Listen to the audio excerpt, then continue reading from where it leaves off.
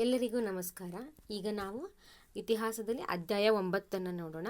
ಸ್ವಾತಂತ್ರ್ಯೋತ್ತರ ಭಾರತ ಅಂದರೆ ಸ್ವತಂತ್ರ ಸಿಕ್ಕ ನಂತರ ನಮ್ಮ ಭಾರತದ ಪರಿಸ್ಥಿತಿ ಏನೆಲ್ಲ ಇತ್ತು ಮತ್ತು ಯಾರೆಲ್ಲ ಮುಖ್ಯವಾದಂತಹ ಪಾತ್ರಗಳನ್ನು ವಹಿಸಿದ್ರು ಅಂತ ನಾವೀಗ ನೋಡೋಣ.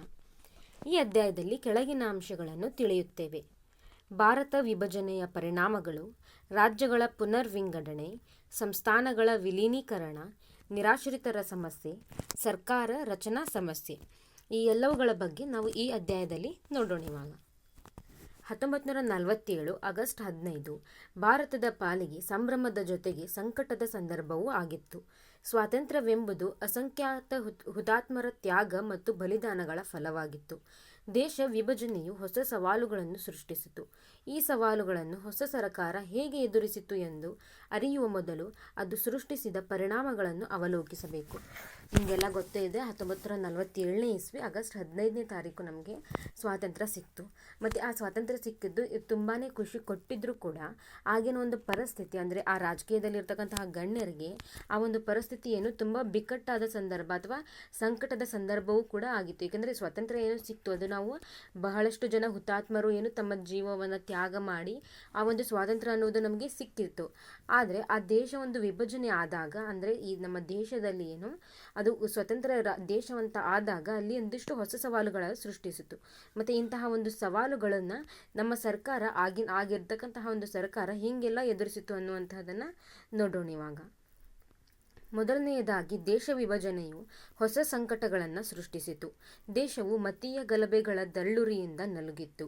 ಎರಡು ಹೊಸ ರಾಷ್ಟ್ರಗಳಿಂದ ಮಿಲಿಯಗಟ್ಟಲೆ ಜನ ತಮ್ಮ ಹೊಸ ಬದುಕಿನ ಭರವಸೆಗಾಗಿ ತಮ್ಮ ರಾಷ್ಟ್ರಗಳನ್ನು ಆಯ್ಕೆ ಮಾಡಿಕೊಳ್ಳಲಾರಂಭಿಸಿದರು.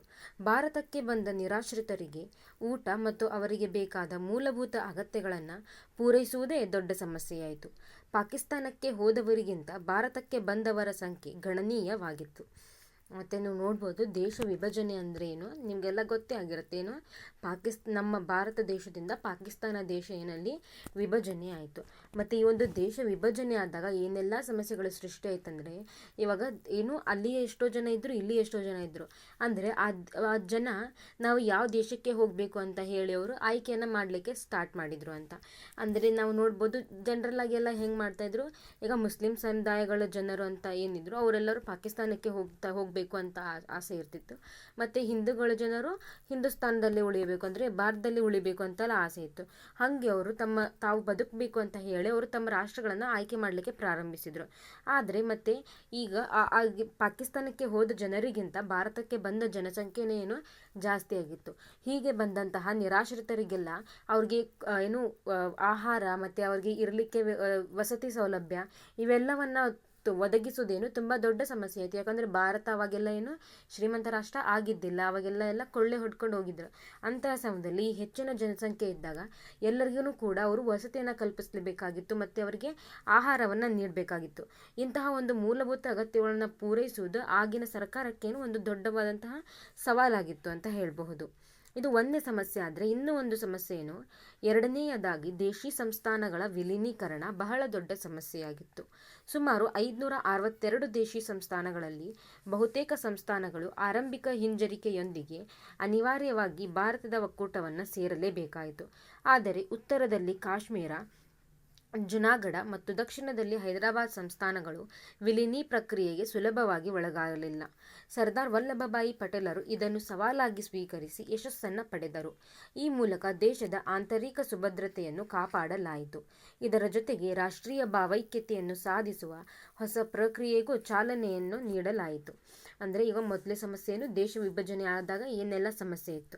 ಇನ್ನು ಎರಡನೇ ಸಮಸ್ಯೆ ಏನಂತಂದರೆ, ಈಗ ನಮ್ಮ ದೇಶದಲ್ಲಿ ಎಷ್ಟೊಂದು ಸಂಸ್ಥಾನಗಳು ಇದ್ವು. ಇವಾಗ ನಾವೆಲ್ಲ ನೋಡಿದ್ರಲ್ಲ, ಈಗ ಮೊಘಲರು ಅಂತ ಇದ್ದರು, ಮತ್ತೇನು ಮೈಸೂರು ಸಂಸ್ಥಾನ ಇತ್ತು, ಹೈದರಾಬಾದ್ ಸಂಸ್ಥಾನ ಇತ್ತು, ನವಾಬರಿದ್ದರು. ಹೀಗೆ ತುಂಬ ಜನರು ಏನಾದಲ್ಲಿ ಸಂಸ್ಥಾನಗಳು ನಮ್ಮ ದೇಶದಲ್ಲಿ ತುಂಬ ಜಾಸ್ತಿ ಇತ್ತು. ಬೇರೆ ಬೇರೆ ಪ್ರದೇಶಗಳಲ್ಲೆಲ್ಲ ಬೇರೆ ಬೇರೆ ಸಂಸ್ಥಾನಗಳಿದ್ವು. ಮತ್ತು ಅವೆಲ್ಲ ಸಂಸ್ಥಾನಗಳು ಒಂದು ಕಡೆ ಗೂಡಿ ಅದನ್ನು ಒಂದು ಒಕ್ಕೂಟ ಭಾರತ ಅಂದರೆ ಇದೊಂದು ಭಾರತ ಆಗಬೇಕು ಅಂತ ಹೇಳಿದರೆ ಇವರೆಲ್ಲರೂ ಕೂಡ ಏನು ಒಂದು ಒಕ್ಕೂಟಕ್ಕೆ ಸೇರ್ಕೊಳ್ಬೇಕಾಗತ್ತೆ. ಆದರೆ ಈ ಥರ ಏನಾಗುತ್ತೆ, ಒಂದು 562 ದೇಶಿ ಸಂಸ್ಥಾನಗಳಲ್ಲಿ ಮೊದಲಿಗೆ ಏನು ಅವರು ಒಕ್ಕೂಟಕ್ಕೆ ಸೇರ್ಕೊಳ್ಳಿಕ್ಕೆ ಹಿಂಜರಿದರು. ಆದರೆ ಆಮೇಲೆ ಎಲ್ಲರೂ ಕೂಡ ಆ ಭಾರತದ ಒಕ್ಕೂಟವನ್ನು ಸೇರಲೇಬೇಕಾಗಿತ್ತು. ಆಗಂದಾಗ ಮಾತ್ರ ನಮಗೆ ಭಾರತ ಅನ್ನುವಂತಹ ಒಂದು ದೇಶ ನಮಗೆ ಅದು ಒಕ್ಕೂಟಾಗಿ ಅಂದರೆ ಆಡಳಿತ ಮಾಡಲಿಕ್ಕೆ ಒಂದು ಸುಲಭವಾಗಿ ಸಿಗುತ್ತೆ. ಆದರೆ ಏನಾಗುತ್ತೆ, ಈ ಉತ್ತರದಲ್ಲಿ ಕಾಶ್ಮೀರ ಆಗಿರ್ಬೋದು ಅಥವಾ ಜುನಾಗಢ ಮತ್ತು ದಕ್ಷಿಣದಲ್ಲಿ ಹೈದರಾಬಾದ್ ಸಂಸ್ಥಾನಗಳು ಏನಿದ್ವು ಅವು ನಾವು ಈ ಒಕ್ಕೂಟಕ್ಕೆ ನಾವು ಆಸ್ಪದ ಕೊಡೋದಿಲ್ಲ, ನಾವು ಒಕ್ಕೂಟಕ್ಕೆ ಸೇರುವುದಿಲ್ಲ ಅಂತ ಹೇಳಿ ಅವರು ತುಂಬ ವಿರೋಧವನ್ನು ಮಾಡಿದರು. ಆದರೂ ಕೂಡ ಸರ್ದಾರ್ ವಲ್ಲಭಭಾಯಿ ಪಟೇಲ್ ಅಂದರೆ ಉಕ್ಕಿನ ಮನುಷ್ಯ ಅಂತ ನಾವು ಏನು ಕರಿತಿದ್ರು, ಅವರು ಇದನ್ನು ಒಂದು ಸವಾಲಾಗಿ ಸ್ವೀಕರಿಸಿ ಅವರೆಲ್ಲರಿಗೂ ಕೂಡ ಆ ವಿಚಾರವನ್ನು ತಿಳಿಸಿ ಎಲ್ಲ ಒಂದು ಸಂಸ್ಥಾನಗಳನ್ನು ಕೂಡ ಈ ಭಾರತ ಒಕ್ಕೂಟಕ್ಕೆ ಅವರು ಸೇರಿಸಿ ಅವರು ಈ ಒಂದು ಕಾರ್ಯದಲ್ಲಿ ಅವರಿಗೆ ಯಶಸ್ವಿಯನ್ನು ಅವರು ಪಡೀತಾರೆ. ಮತ್ತು ಅವ್ರಿಗೆ ಇದೊಂದು ರಾಷ್ಟ್ರವನ್ನು ಹುಟ್ಟು ಹಾಕೋದರ ಜೊತೆಗೇನೇನು ಭಾವೈಕ್ಯತೆ ಅಂದರೆ ಎಲ್ಲರಿಗೂ ಕೂಡ ಭಾವೈಕ್ಯತೆ ಅನ್ನುವಂತಹದ್ದು ಇರಬೇಕು ಅನ್ನುವಂತಹ ಒಂದು ಪ್ರಕ್ರಿಯೆಗೂ ಕೂಡ ಚಾಲನೆಯನ್ನು ನೀಡಿದರು. ಇನ್ನು ಮೂರನೆಯದಾಗಿ ವಿಭಜನೆಯು ಭಾರತದ ಅರ್ಥವ್ಯವಸ್ಥೆಯ ಮೇಲೆ ಗಂಭೀರ ಪರಿಣಾಮಗಳನ್ನು ಉಂಟು ಮಾಡಿತ್ತು. ಕೃಷಿ, ಕೈಗಾರಿಕೆ ಮತ್ತು ವಾಣಿಜ್ಯ ವಲಯಗಳನ್ನು ಪುನರ್ ಪರಿಶೀಲಿಸಿ ಅವುಗಳಿಗೆ ಸ್ಥಿರತೆಯನ್ನು ತಂದುಕೊಡಬೇಕಾಗಿತ್ತು. ಈ ಕ್ಷೇತ್ರಗಳ ಮೇಲೆ ಅವಲಂಬಿತವಾಗಿದ್ದ ಸಮುದಾಯಗಳಿಗೆ ಹೊಸ ನೀತಿಗಳನ್ನು ಜಾರಿಗೊಳಿಸುವ ಮೂಲಕ ಭರವಸೆಯನ್ನು ಸೃಷ್ಟಿಸಬೇಕಾಗಿತ್ತು. ಏಕೆಂದರೆ ವಸಾಹತುಶಾಹಿ ಶಕ್ತಿಯು ಸುಮಾರು 2.5 ಶತಮಾನಗಳ ಅವಧಿಯಲ್ಲಿ ಭಾರತದ ಸಂಪನ್ಮೂಲಗಳನ್ನು ನಿರಂತರವಾಗಿ ಶೋಷಿಸಿತು. ದಾದಾಬಾಯಿ ನವರೋಜಿಯವರು ತಮ್ಮ ಸೋರಿಕೆಯ ಸಿದ್ಧಾಂತದಲ್ಲಿ ಈ ವಿಷಯಗಳನ್ನು ಕೂಲಂಕುಷವಾಗಿ ಚರ್ಚಿಸಿದ್ದಾರೆ. ಇನ್ನು ಮೂರನೇ ಸಮಸ್ಯೆ ಏನು, ಈ ಭಾರತ ಒಂದು ಸ್ವತಂತ್ರವನ್ನು ಪಡೆದಾಗ ಅಂತಂದರೆ ಅದು ಭಾರತದ ಅರ್ಥವ್ಯವಸ್ಥೆ ಮೇಲೆ ಗಂಭೀರವಾದಂತಹ ಪರಿಣಾಮ ಆಗುತ್ತೆ. ಈ ವಿಭಜನೆ ಅನ್ನುವಂತಹದ್ದು ಏನಾಗುತ್ತೋ ಅಂದರೆ ಪಾಕಿಸ್ತಾನ ಮತ್ತು ಭಾರತ ಅಲ್ಲಿ ವಿಭಜನೆ ಆಗುತ್ತೆ. ಇದೊಂದು ಗಂಭೀರ ಪರಿಣಾಮಗಳನ್ನು ಉಂಟು ಮಾಡುತ್ತೆ ಆರ್ಥಿಕ ಪರಿಸ್ಥಿತಿ ಮೇಲೆ. ಏನಂದರೆ ಇವಾಗ ಕೃಷಿ ಆಗಿರ್ಬೋದು ಅಥವಾ ಕೈಗಾರಿಕೆ, ವಾಣಿಜ್ಯ ವಲಯಗಳನ್ನು ಅಲ್ಲೆಲ್ಲ ಎಲ್ಲ ಜನರು ಕೂಡ ಅಲ್ಲಿ ಕೆಲಸ ಮಾಡ್ತಿದ್ರು. ಮತ್ತು ಒಂದೊಂದು ಸಮುದಾಯ ಒಂದು ಕೆಲಸದ ಮೇಲೆ ಅವರು ಅವಲಂಬಿಸಿದ್ರು. ಮತ್ತು ಹಾಗೇನೆ ಈ ಬ್ರಿಟಿಷರು ಏನಿಲ್ಲಿ ಭಾರತದಲ್ಲಿ ಆಡಳಿತ ಮಾಡಿದ್ರು, ಅವರು 2.5 ಶತಮಾನಗಳ ಕಾಲ ನಮ್ಮ ಭಾರತದಲ್ಲಿರತಕ್ಕಂತಹ ಅನೇಕ ಸಂಪನ್ಮೂಲಗಳನ್ನು ಅವರು ಶೋಷಣೆ ಮಾಡ್ತಾನೆ ಹೋದರು. ಇದನ್ನು ನಾವು ಹಿಂದಿನ ಅಧ್ಯಾಯದಲ್ಲೇ ನೋಡ್ದಂಗೆ ದಾದಾಬಾಯಿ ನವರೋಜಿ ಅವರು ತಮ್ಮ ಸೋರಿಕೆಯ ಸಿದ್ಧಾಂತ ಅಂದರೆ ಡ್ರೇನ್ ಥಿಯರಿ ಅಂತ ಏನಿತ್ತು ಅದರಲ್ಲಿ ಅವರು ಈ ವಿಷಯಗಳನ್ನೆಲ್ಲ ಹಂಚ್ಕೊಂಡಿದ್ದಾರೆ. ಅಂದರೆ ನಮ್ಮ ಭಾರತದ ಒಂದು ಸಂಪತ್ತು ಹೆಂಗೆ ಹೊರದೇಶಕ್ಕೆ ಸೋರ್ಕೊಳ್ತಾ ಹೋಯಿತು, ಅಂದರೆ ಹೆಂಗೆ ಅವರು ಶೋಷಣೆ ಮಾಡಿದ್ರು ನಮ್ಮನ್ನು ಅನ್ನೋದು ಅವರ ಒಂದು ಸೋರಿಕೆಯ ಸಿದ್ಧಾಂತದಲ್ಲಿ ಇದೆ ಅಂತ. ಇನ್ನು 4ನೇ ಸಮಸ್ಯೆ ಏನು ಅಂತಂದರೆ, ಭಾರತವು ತನ್ನ ಸಂವಿಧಾನವನ್ನು ಹೊಸದಾಗಿ ರೂಪಿಸಿಕೊಳ್ಳುವ ಮತ್ತೊಂದು ಸವಾಲಿತ್ತು. ರಾಜಕೀಯವಾಗಿ ಮತ್ತು ಆಡಳಿತಾತ್ಮಕವಾಗಿ ಕಾನೂನುಗಳ ಅಡಿಯಲ್ಲಿ ಭಾರತವು ಸ್ಥಿರತೆಯನ್ನು ಕಂಡುಕೊಳ್ಳುವುದರ ಜೊತೆಗೆ ಒಂದು ಪ್ರಜಾಸತ್ತಾತ್ಮಕ ಗಣರಾಜ್ಯವನ್ನು ಉದಯವಾಗಬೇಕಾಗಿತ್ತು. ಡಾಕ್ಟರ್ BR ಅಂಬೇಡ್ಕರ್ ಅವರ ಅಧ್ಯಕ್ಷತೆಯಲ್ಲಿ ರಚನೆಗೊಂಡ ಸಂವಿಧಾನ ಕರಡು ಸಮಿತಿಯು ಭಾರತಕ್ಕೆ ಕರಡು ಸಂವಿಧಾನವನ್ನು ರೂಪಿಸಿಕೊಟ್ಟಿತು. ಇದನ್ನು ಸಂವಿಧಾನ ರಚನಾ ಸಭೆಯು ಸ್ವೀಕರಿಸುವ ಮೂಲಕ ವಿಶಿಷ್ಟ ಸಂವಿಧಾನವನ್ನು ನೀಡಿತು. ಇದರ ಮೂಲಕ ಕಾರ್ಯಾಂಗ, ಶಾಸಕಾಂಗ ಮತ್ತು ನ್ಯಾಯಾಂಗದ ಸಂಸ್ಥೆಗಳು ಬಲಗೊಳ್ಳಲು ಸಾಧ್ಯವಾಯಿತು. ಇನ್ನು 4ನೇ ಸಮಸ್ಯೆ ಏನು ಅಂತಂತಂದರೆ, ಈಗ ಒಂದು ರಾಷ್ಟ್ರ ಅಲ್ಲಿ ಹುಟ್ಟಿದೆ ಅಂತಂದರೆ ಅಂದರೆ ಅದೊಂದು ರಾಷ್ಟ್ರ ಈಗ ಸ್ವತಂತ್ರ ಭಾರತ ಆಗಿದೆ ಅಂದರೆ ಆ ಒಂದು ಭಾರತವನ್ನು ಆಡಳಿತ ಮಾಡಲಿಕ್ಕೆ ಒಂದಲ್ಲಿ ಸಂವಿಧಾನ ಬೇಕು, ಒಂದು ಕಾನೂನುಗಳು ಬೇಕು, ನೀತಿ ನಿಯಮಗಳು ಇರಬೇಕು, ಅಲ್ಲಿ ಹಕ್ಕುಗಳು ಇರಬೇಕು, ಕರ್ತವ್ಯಗಳು ಇರಬೇಕು. ಹೀಗಾಗಿ ಒಂದು ಸಂವಿಧಾನವನ್ನು ಸೃಷ್ಟಿಸಲೇಬೇಕಾದಂತಹ ಒಂದು ಸವಾಲು ಅಲ್ಲಿ ಎಲ್ಲರೆದುರಿಗಿತ್ತು, ಆ ರಾಜಕೀಯ ಗಣ್ಯರಿಗಿತ್ತು. ಮತ್ತು ಹೀಗಾಗಿ ಈ ರಾಜಕೀಯವಾಗಿಯೂ ಆಗಿರ್ಬೋದು ಅಥವಾ ಆಡಳಿತಾತ್ಮಕವಾಗಿಯೂ ಕಾನೂನುಗಳ ಅಡಿಯಲ್ಲಿ ಅಂದರೆ ಯಾವುದೇ ರೀತಿ ಕಾನೂನನ್ನು ದಾಟಲಾರ್ದೇ ಕಾನೂನುಗಳ ಅಡಿಯಲ್ಲಿ ಒಂದಿಷ್ಟು ನಿಯಮಗಳನ್ನು, ಒಂದಿಷ್ಟು ಕಾಯ್ದೆಗಳನ್ನು ಅಲ್ಲಿ ಮತ್ತು ಭಾರತದಲ್ಲಿ ಒಂದು ಸ್ಥಿರತೆಯನ್ನು ಬೇಕಾಗಿತ್ತು ಇಲ್ಲಿ. ಮತ್ತು ಭಾರತ ಒಂದು ಗಣರಾಜ್ಯವಾಗಿ ಅಲ್ಲಿ ಉದಯವಾಗಬೇಕಾಗಿತ್ತು. ಅದಕ್ಕೋಸ್ಕರ ಡಾಕ್ಟರ್ BR ಅಂಬೇಡ್ಕರ್ ಅವರ ಅಧ್ಯಕ್ಷತೆಯಲ್ಲಿ ಈ ಸಂವಿಧಾನ ಕರಡು ಸಮಿತಿ ಅಂತ ಏನು ರಚನೆ ಆಗುತ್ತೋ ಅದು ಅವರ ಅಧ್ಯಕ್ಷತೆಯಲ್ಲಿ ರಚನೆ ಆಗಿತ್ತು. ಮತ್ತು ಅಲ್ಲಿ ಡಾಕ್ಟರ್ BR ಅಂಬೇಡ್ಕರ್ ಅವರು ಬೇರೆ ಬೇರೆ ಗಣ್ಯರ ಜೊತೆಗೆಲ್ಲ ಸೇರಿ ನಮ್ಮ ಸಂವಿಧಾನವನ್ನು ರಚನೆ ಮಾಡಿದರು. ಮತ್ತು ಈ ನಮ್ಮ ಸಂವಿಧಾನ ರಚನಾ ಸಭೆ ಈ ಒಂದು ಸಂವಿಧಾನವನ್ನು ಅವರು ಸ್ವೀಕರಿಸುವ ಮೂಲಕ ಒಂದು ವಿಶಿಷ್ಟವಾದಂತಹ ನಮ್ಮದು ನೆನಪಿಟ್ಕೊಳ್ಳಿ, ನಮ್ಮ ಭಾರತದ ಏನಿದು ಲಿಖಿತ ಸಂವಿಧಾನ ಇದೆ. ಮತ್ತು ಈ ಒಂದು ಸಂವಿಧಾನದ ಮೂಲಕ ನಮಗೆ 3 ಅಂಗಗಳು ಸಿಗುತ್ತೆ. ಯಾವ್ಯಾವಂದರೆ ಕಾರ್ಯಾಂಗ ಆಗಿರ್ಬೋದು, ಶಾಸಕಾಂಗ ಮತ್ತು ನ್ಯಾಯಾಂಗ ಸಂಸ್ಥೆಗಳು ಇವು ಬಲಗೊಳ್ಳುತ್ತವೆ ಅಂತ. ಇನ್ನು 5ನೇ ಸಮಸ್ಯೆ ಏನು ಅಂತಂದರೆ, ಭಾರತವು ದೀರ್ಘ ಹೋರಾಟದ ಮೂಲಕ ಪಡೆದ ಸ್ವಾತಂತ್ರ್ಯವನ್ನು ನೆರೆಯ ಶತ್ರುಗಳಿಂದ ಕಾಪಾಡಿಕೊಳ್ಳಬೇಕಾಗಿತ್ತು. ಈ ಹಿನ್ನೆಲೆಯಲ್ಲಿ ತನ್ನ ರಕ್ಷಣಾ ವ್ಯವಸ್ಥೆಯನ್ನು ಬಲಗೊಳಿಸಿಕೊಳ್ಳಲು ಬೇಕಾದ ಮಾರ್ಗಗಳನ್ನು ಕಂಡುಕೊಳ್ಳತೊಡಗಿತು. ಇಂದು ಭಾರತದ ಮಿಲಿಟರಿ ಶಕ್ತಿಯು ಜಗತ್ತಿನ ಯಾವ ಮಿಲಿಟರಿ ಶಕ್ತಿಗೂ ಕಡಿಮೆ ಇಲ್ಲ. ಈ ಶಕ್ತಿಯ ಆರಂಭಿಕ ಹೆಜ್ಜೆಗಳನ್ನು ಅವಶ್ಯಕವಾಗಿ ನಾವು ಮನಗಾಣಬೇಕು. ಮತ್ತು ಇನ್ನು 5ನೇ ಸಮಸ್ಯೆ ಏನಂತಂದರೆ, ಇವಾಗ ಭಾರತ ಏನು ಸ್ವತಂತ್ರ ಆಯಿತು, ಈಗ ಸ್ವತಂತ್ರ ಆಗಿದ್ದನ್ನು ನಾವು ಅದನ್ನು ಕಾಪಾಡ್ಕೊಳ್ಬೇಕಲ್ವ. ಇವಾಗ ಮತ್ತೆ ಯಾರು ಬಂದು ನಮ್ಮ ದೇಶವನ್ನು ಅಪಹರಿಸ್ಕೊಳ್ಬಾರ್ದು ಅಥವಾ ನಮ್ಮ ದೇಶದ ಮೇಲೆ ದಾಳಿ ಆಗಬಾರ್ದು. ಇವಾಗ ನಮಗೆ ಸಿಕ್ಕಂತಹ ಒಂದು ಸ್ವಾತಂತ್ರ್ಯವನ್ನು, ನಮಗೆ ಸಿಕ್ಕಂತಹ ಒಂದು ಸ್ವತಂತ್ರ ಭಾರತವನ್ನು ಶತ್ರುಗಳಿಂದ ನಾವು ಅದನ್ನು ಕಾಪಾಡ್ಕೊಳ್ಳೇಬೇಕಾಗಿತ್ತು. ಅದಕ್ಕೋಸ್ಕರ ಈ ಕಾಪಾಡ್ಕೊಳ್ಬೇಕಂತಂದ್ರೇನು ನಮ್ಮ ರಕ್ಷಣಾ ವ್ಯವಸ್ಥೆ ಏನಿರುತ್ತೆ ಅಂದರೆ ಯೋಧರಾಗಿರ್ಬೋದು, ಅಥವಾ ಇವಾಗ ನಾವೇನು ಸೇನಾ ವ್ಯವಸ್ಥೆ, ನೌಕಾ ವ್ಯವಸ್ಥೆ ಆಗಿರ್ಬೋದು, ನೌಕಾ ಸೇನೆ ಅಂತ ಹೇಳ್ತೀವಿ, ಅಥವಾ ವಾಯುಸೇನೆ ಅಂತ ಹೇಳ್ತೀವಿ, ಅಥವಾ ಭೂಸೇನೆ, ಈ ಎಲ್ಲವೂ ಸಹ ಏನು ಅಲ್ಲಿ ತುಂಬ ಬಲಗೊಳ್ಳಿರಬೇಕಾಗಿತ್ತು. ಹಾಗಾಗಿ ಒಂದು ರಕ್ಷಣಾ ವ್ಯವಸ್ಥೆ ಬಲಗೊಳಿಸಬೇಕು ಅಂತ ಹೇಳಿ ಬೇರೆ ಬೇರೆ ಮಾರ್ಗಗಳನ್ನು ಕಂಡು ತೊಡಗೊಳಿಸ್ಕೊಂಡ್ರು. ಇವಾಗ ನಾವು ನೋಡ್ಬೋದು, ಜಗತ್ತಿನ ಯಾವುದೇ ಒಂದು ಮಿಲಿಟರಿಯನ್ನು ನಾವು ತಗೊಂಡ್ರೆ ನಮ್ಮ ಭಾರತದ ಮಿಲಿಟರಿ ಶಕ್ತಿ ಯಾವುದೇ ಒಂದು ರಾಷ್ಟ್ರದ ಮಿಲಿಟರಿ ಶಕ್ತಿಗೂ ಕಡಿಮೆ ಇಲ್ಲ. ನಾವು ಅದು ಈಗ ಮೋದಿಜಿ ಅವರು ಇರಬೇಕಾದ್ರೂ ನಾವು ನೋಡಿರೇ ಇರ್ಬೋದು, ನಮ್ಮ ಮಿಲಿಟರಿ ಎಲ್ಲ ಎಷ್ಟು ಸ್ಟ್ರಾಂಗ್ ಇದೆ. ಅದು ಏನು ಭೂಸೇನೆ ಆಗಿರ್ಬೋದು, ಅಥವಾ ವಾಯುಸೇನೆ ಆಗಿರ್ಬೋದು, ಅಥವಾ ನೌಕಾ ಸೇನೆ ಇದು ಯಾವುದೇ ಕೂಡ ಇರಲಿ, ನಮ್ಮದು ಭಾರತ ಎಲ್ಲದರಲ್ಲೂ ಕೂಡ ಒಂದು ಹೆಚ್ಚು ಅಂದರೆ ಮುಂದಿನ ಹೆಜ್ಜೆಯಲ್ಲಿದೆ, ಅಂದರೆ ಅದು ತುಂಬ ಬಲವಾಗಿದೆ ಅಂತ ನಾವು ಹೇಳ್ಕೋಬೋದು. ಹೀಗೆ ಇದು ಇವಾಗ ಬಲವಾಗಿದೆ ಅಂದರೂ ಕೂಡ ಮೊದಲನೇದಾಗಿನೂ ಕೂಡ ಅದು ಅಷ್ಟೇ ಬಲವಾಗಿತ್ತು. ಅದನ್ನು ನಾವು ವಿಚಾರ ಮಾಡಲೇಬೇಕಾಗತ್ತೆ. ಇನ್ನು 6ನೇ ಸಮಸ್ಯೆ ಏನಂತಂದರೆ, ಭಾರತವು ಜಾತಿ ಮತ್ತು ಲಿಂಗ ಸಂಬಂಧಿ ಸ್ವರೂಪದ ಅಸಮಾನತೆಗಳ ಸಮಾಜವಾದ್ದರಿಂದ ಅವುಗಳಿಗೆ ಸಮಾನತೆಯ ಆಶಯಗಳ ಅಡಿಯಲ್ಲಿ ಸಬಲೀಕರಣದ ಹೊಸ ಮಾರ್ಗವೊಂದನ್ನು ಕಂಡುಕೊಳ್ಳುವ ಅನಿವಾರ್ಯತೆ ಇತ್ತು. ಇದರ ಜೊತೆಗೆ ಹೊಸ ಹಣಕಾಸು ವ್ಯವಸ್ಥೆ, ವಿದೇಶಾಂಗ ನೀತಿಯ ಸ್ವರೂಪ ಮುಂತಾದ ಗುರುತರ ಸ್ವರೂಪದ ಸವಾಲುಗಳನ್ನು ಎದುರಿಸಬೇಕಾಗಿತ್ತು. ಈ ಎಲ್ಲ ಸವಾಲುಗಳಿಗೆ ಹೊಸದಾಗಿ ರೂಪುಗೊಂಡ ಭಾರತವು ಮುಖಾಮುಖಿಯಾಗಿ ಜಗತ್ತಿನ ಅತಿದೊಡ್ಡ ಪ್ರಜಾಪ್ರಭುತ್ವವನ್ನು ಕ್ರಮೇಣ ಕಟ್ಟಿಕೊಂಡಿತು. ಮತ್ತು ಇನ್ನು ಈ 6ನೇ ಸಮಸ್ಯೆ ಏನಂತಂದರೆ, ನಾವು ನೋಡಬಹುದು ಭಾರತದಲ್ಲಿ ಎಷ್ಟೆಲ್ಲ ಅಸಮಾನತೆಗಳಿದೆ. ಅದು ಜಾತಿಯಲ್ಲಿ ಅಸಮಾನತೆಗಳಿರ್ಬೋದು, ಅಥವಾ ಲಿಂಗದಲ್ಲಿ ಅಸಮಾನತೆಗಳಿರ್ಬೋದು. ಹೀಗೆ ಬೇರೆ ಬೇರೆ ವಿಷಯದಲ್ಲಿ ನಾವೆಲ್ಲ ಅಸಮಾನತೆ ಇರುವುದನ್ನು ಹಿಂದಿನ ಅಧ್ಯಾಯಗಳಲ್ಲೇ ನೋಡಿದ್ವಿ. ಇಂತಹ ಒಂದು ಸಮಾಜ ಆಗಿದ್ದರಿಂದ ಎಲ್ಲರೂ ಕೂಡ ಸಮಾನರು. ಒಂದು ಸಮಾನತೆಯ ದೃಷ್ಟಿಯಲ್ಲಿ ಎಲ್ಲರೂ ಕೂಡ ಅಲ್ಲಿ ಸಬಲೀಕರಣ ಆಗಬೇಕಿತ್ತು. ಎಲ್ಲರೂ ಕೂಡ ತಮ್ಮ ಅಂದರೆ ಎಲ್ಲರೂ ಕೂಡ ಒಂದು ವ್ಯವಹಾರ ಆಗಿರಬಹುದು, ಅಥವಾ ಅವರು ತಮ್ಮ ದೃಢತೆಯನ್ನು ಅವರಲ್ಲಿ ಕಾಯ್ದುಕೊಳ್ಬೇಕಾಗಿತ್ತು. ಮತ್ತು ಅದರ ಜೊತೆಗೆ ನಾವಿಲ್ಲಿ ಸಮಾನತೆಯನ್ನು ಕೂಡ ತಲೆಯಲ್ಲಿ ಇಟ್ಕೊಂಡು ಈ ಒಂದು ಹಣಕಾಸು ವ್ಯವಸ್ಥೆ ಆಗಿರ್ಬೋದು, ವಿದೇಶಾಂಗ ನೀತಿ ಮುಂತಾದ ಒಂದಿಷ್ಟು ಸ್ವರೂಪದ ಸವಾಲುಗಳನ್ನು ಎದುರಿಸಬೇಕಾಗಿತ್ತು. ಈ ಎಲ್ಲ ಸವಾಲುಗಳಿಗೂ ಕೂಡ ತಕ್ಕಂತೆ ಭಾರತ ಏನು ಒಂದು ಒಂದು ದೊಡ್ಡ ಪ್ರಜಾಪ್ರಭುತ್ವ ಒಂದು ದೇಶವಾಗಿ ಅಲ್ಲಿ ಅದು ಹೊರಹೊಮ್ಮಿತು ಅಂತ ನಾವು ಹೇಳಬಹುದು. ಇನ್ನು ಮತೀಯ ಗಲಭೆಗಳು. ಜಗತ್ತಿನ ಚರಿತ್ರೆಯಲ್ಲಿ ಯುದ್ಧಗಳಲ್ಲಿ ಪ್ರಾಣ ಕಳೆದುಕೊಂಡಿದ್ದಕ್ಕಿಂತ ಹೆಚ್ಚಿನ ಜನರು ಮತೀಯ ಸಂಘರ್ಷಗಳಲ್ಲಿ ಕಳೆದುಕೊಂಡರು ಎನ್ನುವ ಮಾತಿದೆ. ಇಂದಿಗೂ ಕೂಡ ಧಾರ್ಮಿಕ ನೆಲೆಯಲ್ಲಿ ನಡೆಯುವ ಸಂಘರ್ಷಗಳು ಎಲ್ಲ ಸಮಾಜಗಳಲ್ಲೂ ನಿರಂತರ ಆತಂಕಗಳನ್ನು ಸೃಷ್ಟಿಸುತ್ತವೆ. ಚಾರಿತ್ರಿಕವಾಗಿ ಭಾರತ ದೇಶದ ಅನುಭವವು ಇದಕ್ಕಿಂತ ಭಿನ್ನವಾಗಿಲ್ಲ. ಅಂದರೆ ಒಂದು ಮಾತು ಏನಿದೆ ಅಂದರೆ, ಈ ಯುದ್ಧದಲ್ಲಿ ಪಾಲ್ಗೊಂಡು ಎಷ್ಟು ಜನ ಸತ್ತಿದ್ದಾರೋ ಅದಕ್ಕಿಂತ ಜಾಸ್ತಿ ಜನ ಏನು ಈ ಮತೀಯ ಗಲಭೆಗಳಲ್ಲಿ ಏನಿರುತ್ತೋ, ಅಂದರೆ ಇವಾಗ ಹಿಂದೂ ಮುಸ್ಲಿಮಿನ ನಡುವೆ ಜಗಳ ಆಗಿರ್ಬೋದು, ಅಥವಾ ಬೇರೆ ಬೇರೆ ಧರ್ಮಗಳ ಜಗಳ ಆಗಿರ್ಬೋದು, ಅಥವಾ ಮತೀಯರ ಜಗಳ, ಹೀಗೆ ಈ ಒಂದು ಜಗಳಗಳಲ್ಲಿ ಜಾಸ್ತಿ ಜನ ಸತ್ತಿದ್ದಾರೆ ಅಂತ ನಾವಿಲ್ಲಿ ನೋಡಬಹುದು.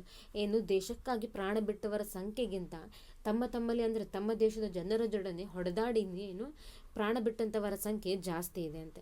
ಮತ್ತು ಇವಾಗೂ ಕೂಡ ನೋಡ್ಬೋದು, ಒಂದೊಂದು ಪ್ರದೇಶಗಳಲ್ಲಿ ಹಿಂದೂ ಮುಸ್ಲಿಮರ ನಡುವೆ ಇದಂಕರು ಯಾವಾಗಲಿಂದನೂ ಕೂಡ ನಡ್ಕೊತೇ ಬಂದಿದೆ. ಆದರೆ ಇದು ಇರಬಾರ್ದು. ಯಾಕಂದರೆ ಎಲ್ಲರೂ ಮನುಷ್ಯರಾಗಿ ಹುಟ್ಟಿದ್ದಾರೆ, ಮತ್ತು ಎಲ್ಲರ ಮೈಯಲ್ಲಿ ಹರಿಯೋದು ಕೂಡ ಒಂದೇ ರಕ್ತ, ಮತ್ತು ಎಲ್ಲರೂ ಕೂಡ ಮನುಷ್ಯರು. ಇದು ನೀನು ಹಿಂದೂ, ನಮ್ಮ ಮುಸ್ಲಿಂ ಅನ್ನುವಂತಹ ಮಾತು ಬರಬಾರ್ದು ಅಲ್ಲಿ. ಹೀಗೆ ಈ ಒಂದು ಆದರೂ ಕೂಡ ಈಗ ನಾವು ಎಷ್ಟೋ ಪ್ರದೇಶಗಳಲ್ಲಿ ನೋಡಿದಾಗೇ ತಮ್ಮಲ್ಲೇ ಏನು ಕಿತ್ತಾಡಿ ಆ ಒಂದು ಪ್ರದೇಶದಲ್ಲಿ ಏನು ಈಗ ತುಂಬ ಪ್ರದೇಶಗಳಲ್ಲಿ ಇಂತಹ ಜಗಳಗಳಾಗಿ ಅಲ್ಲಿ ಏನು ಕರ್ಫ್ಯೂ ಎಲ್ಲ ಆಗಿರುತ್ತೆ, ಅಥವಾ ಬೇರೆ ಬೇರೆ ಒಂದು ವಿವಾದಗಳಿಗೆಲ್ಲ ಅದು ಎಡೆ ಮಾಡಿಕೊಡುತ್ತೆ ಅಂತ ಹೇಳ್ತೇವೆ. ಭಾರತವು ಬಹುಧರ್ಮಗಳ ರಾಷ್ಟ್ರ. ಬೇರೆ ಬೇರೆ ಕಾಲಘಟ್ಟಗಳಲ್ಲಿದ್ದ ರಾಜಕೀಯ ಕಾರಣಗಳಿಂದ, ವಿದೇಶಿಯರ ಆಕ್ರಮಣಗಳಿಗೆ ಒಳಗಾದ ಕಾರಣದಿಂದ ಬಹುಧರ್ಮೀಯರ ರಾಷ್ಟ್ರವಾಗಲೇಬೇಕಾದ ಚಾರಿತ್ರಿಕ ಅನಿವಾರ್ಯ ಭಾರತಕ್ಕೆ ಬಂತು. ಈ ಭಿನ್ನತೆಗಳು ಬ್ರಿಟಿಷರ ಆಡಳಿತದ ಕಾಲಘಟ್ಟದಲ್ಲಿ ಅವರು ಅನುಸರಿಸಿದ ಒಡೆದು ಆಳುವ ನೀತಿಯಿಂದ ಸಾರ್ವಜನಿಕ ಕ್ಷೇತ್ರಕ್ಕೆ ಪ್ರವೇಶಿಸಿ ರಾಜಕೀಯ ಆಯಾಮಗಳನ್ನು ಪಡೆದುಕೊಂಡವು. ಮತೀಯ ಸಂಘರ್ಷದ ಬೀಜಗಳು ಕೊನೆಗೆ ಮತೀಯವಾದವನ್ನು ಸೃಷ್ಟಿಸಿದವು. ಹೀಗೆ ಸೃಷ್ಟಿಯಾದ ಸಂಘರ್ಷಗಳಲ್ಲಿ ಹಿಂದೂಗಳು ಮತ್ತು ಮುಸ್ಲಿಮರ ನಡುವಿನ ಸಂಘರ್ಷಗಳು ಅನೇಕ ದುರಂತಗಳನ್ನು ಸೃಷ್ಟಿಸಿದವು. ಸ್ವಾತಂತ್ರ್ಯದ ಹೋರಾಟದ ಕಾಲದಲ್ಲಿ ಹಿಂದೂ ಮತ್ತು ಮುಸ್ಲಿಂ ಎಂಬ ಪ್ರತ್ಯೇಕ ಅಸ್ಮಿತೆಗಳು ಹುಟ್ಟಿಕೊಂಡು ಬೆಳೆಯತೊಡಗಿದವು. ಇದರ ಪರಿಣಾಮ 1947ರಲ್ಲಿ ಭಾರತ ಸ್ವಾತಂತ್ರ್ಯವಾದಾಗ ವಿಶೇಷವಾಗಿ ಉತ್ತರ ಭಾರತವು ಹಿಂದೆಂದೂ ಕಾಣದ ಮತೀಯ ಗಲಭೆಗಳಿಗೆ ಸಾಕ್ಷಿಯಾಯಿತು. ಲಕ್ಷಾಂತರ ಜನ ಹಿಂದೂಗಳು ಮತ್ತು ಮುಸ್ಲಿಮರು ಈ ಕೋಮುದಳ್ಳುರಿಯಲ್ಲಿ ಸುಟ್ಟು ಕರಕಲಾಗಿ ಹೋದರು. ಕೆಲವೇ ತಿಂಗಳುಗಳಲ್ಲಿ 5 ಲಕ್ಷ ಜನರು ಹತ್ಯೆಗೀಡಾದರು ಹಾಗೂ ಸಾವಿರಾರು ಕೋಟೆಗಳು ಆಸ್ತಿಪಾಸ್ತಿಗಳು ನಷ್ಟಕ್ಕೆ ಈಡಾದವು. ಭಾರತವು ತಾನು ಪಡೆದ ಸ್ವಾತಂತ್ರ್ಯವನ್ನು 15/8/1947ರಂದು ದೆಹಲಿಯಲ್ಲಿ ಆಚರಿಸಿ ಸಂಭ್ರಮಿಸುತ್ತಿದ್ದ ಸಂದರ್ಭದಲ್ಲಿ ಗಾಂಧೀಜಿಯವರು ನೌಖಾಲಿ ಮುಂತಾದ ಸ್ಥಳಗಳಲ್ಲಿ ಗಲಭೆಗೊಳಗಾದ ಸಂತ್ರಸ್ತರನ್ನು ಭೇಟಿಯಾಗಿ ಸಾಂತ್ವನ ಹೇಳುವುದರಲ್ಲಿ ಮಗ್ನರಾಗಿದ್ದರು. ನೀವಿಲ್ಲಿ ನೋಡ್ಬೋದು, ಭಾರತ ಏನು ಬಹುಧರ್ಮಗಳ ರಾಷ್ಟ್ರ. ಭಾರತ ಏನು, ಇಲ್ಲಿ ಸಾಕಷ್ಟು ಧರ್ಮಗಳಿವೆ, ಸಾಕಷ್ಟು ಜಾತಿಗಳಿವೆ, ಸಾಕಷ್ಟು ಏನು ಸಂಸ್ಕೃತಿ ಇದೆ, ಬೇರೆ ಬೇರೆ ತರಹದ ಸಂಸ್ಕೃತಿಗಳಿದೆ. ಆದರೆ ಮತ್ತೆ ನಾವು ನೋಡ್ಬೋದು, ಈ ಬ್ರಿಟಿಷರು ಏನು ಒಂದು ನೀತಿಯನ್ನು ಅನುಸರಿಸಿದ್ರು, ಒಡೆದು ಆಳುವ ನೀತಿಯನ್ನು ಅನುಸರಿಸಿದ್ರು. ಅಂದರೆ ಇವಾಗ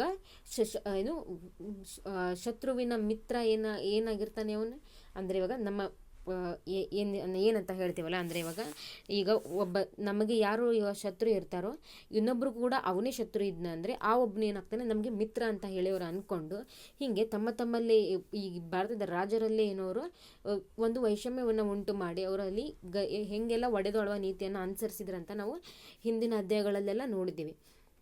ಮತ್ತು ಈ ಒಂದು ಮತೀಯತೆ, ಈ ಧರ್ಮೀಯತೆ ಅನ್ನೋದು ಎಷ್ಟು ಇತ್ತು ಅಂತಂದರೆ, ಇದು ಮೇನ್ ಆಗಿ ಹಿಂದೂ ಮತ್ತು ಮುಸ್ಲಿಂ ಎಂಬ ಒಂದು ಪ್ರತ್ಯೇಕ ಅಸ್ಮಿತೆಗಳು ಒಂದು ಸ್ವಾತಂತ್ರ್ಯ ಒಂದು ಏನು ಸಿಕ್ತಲ್ಲ ಆವಾಗ ಹುಟ್ಕೊಳ್ತು. ಆವಾಗಲೇ ಏನಾಗುತ್ತೆ, ಈಗ ನಮ್ಗೆ 1947ರಲ್ಲಿ ಏನು ಭಾರತಕ್ಕೆ ಸ್ವಾತಂತ್ರ್ಯ ಸಿಕ್ತು, ಆವಾಗ ಉತ್ತರ ಭಾರತದಲ್ಲಿ ಏನಾಯ್ತಲ್ಲ ಅಲ್ಲಿ ತುಂಬ ಈ ಒಂದು ಹಿಂದೂ ಮತ್ತು ಮುಸ್ಲಿಂ ಅನ್ನುವಂತಹ ಒಂದು ಕೋಮುಗಲಭೆ ತುಂಬ ಜೋರಾಗಿತ್ತು. ಅಂದರೆ ಇವಾಗ ಹಿಂದೂಗಳೇನು ಮುಸ್ಲಿಮರುವಂತಹ ಜಾಗದಲ್ಲಿ ಬಾಂಬ್ ಹಾಕೋದು ಅಥವಾ ಏನಾದರೂ ಅವ್ರ ಮೇಲೆ ದಾಳಿ ಮಾಡುವುದಾಗಿರ್ಬೋದು, ಅಥವಾ ಮುಸ್ಲಿಮರು ಹಿಂದೂಗಳು ಇರ್ತಕ್ಕಂತಹ ಜಾಗದಲ್ಲಿ ಅಲ್ಲಿ ಬಂದು ಅವ್ರ ಮೇಲೆ ದಾಳಿ ಮಾಡುವಂಥದ್ದು. ಹೀಗೆ ಈ ಹಿಂದೂ ಮತ್ತು ಮುಸ್ಲಿಂ ಅನ್ನುವಂಥವ್ರು ಏನಿದ್ರು ಅದು ಕೋಮುಗಲಭೆಗಳಲ್ಲಿ ತುಂಬ ಅವರು ತೊಡಗಿಸಿಕೊಂಡ್ರು ಅಂತ. ಮತ್ತು ಎಷ್ಟೋ ಜನ ಅಲ್ಲಿ ಕೇವಲ ಒಂದಿಷ್ಟು ತಿಂಗಳುಗಳಲ್ಲಿ 5 ಲಕ್ಷಗಳಷ್ಟು ಜನರು ಏನಲ್ಲಿ ಹತ್ಯೆಗೀಡಾದ್ರು, ಅಂದರೆ ಇವರು ತಮ್ಮ ಪ್ರಾಣಿಗಳನ್ನು ಕಳ್ಕೊಂಡ್ರು. ನೀವು ನೋಡ್ಬೋದು, ಇಲ್ಲಿ ಯುದ್ಧಕ್ಕೆ ಹೋಗಿ ಸಾಯಿರಿ ಅಂತಂದರೆ ಯಾರು ಕೂಡ ಒಪ್ಲಿಕ್ಕೆ ತಯಾರಿಲ್ಲ. ನನ್ನ ಮಗ ಇದ್ದಾನೆ, ನನ್ನ ಮಗನ ನಾನು ಯುದ್ಧಕ್ಕೆ ಕಳಿಸೋದಿಲ್ಲ, ಅವನನ್ನು ನಾನು ಸಾಯಕ್ಕೆ ಬಿಡೋದಿಲ್ಲ ಅಂತ ಹೇಳ್ತಾರೆ. ಅದೇ ಈ ಒಂದು ಮತೀಯತೆ ಅಂದರೆ ನಮ್ಮಲ್ಲೇ ಒಂದು ಮನುಷ್ಯರಲ್ಲೇ ಈ ಒಂದು ವೈಷಮ್ಯ ಇರೋದಕ್ಕೆ ಇಂಥದ್ರಲ್ಲಿ ಆದರೆ ತಮ್ಮ ಪ್ರಾಣವನ್ನು ಅವರು ಈಸಿಯಾಗಿ ಬಲಿ ಕೊಡ್ತಾರೆ.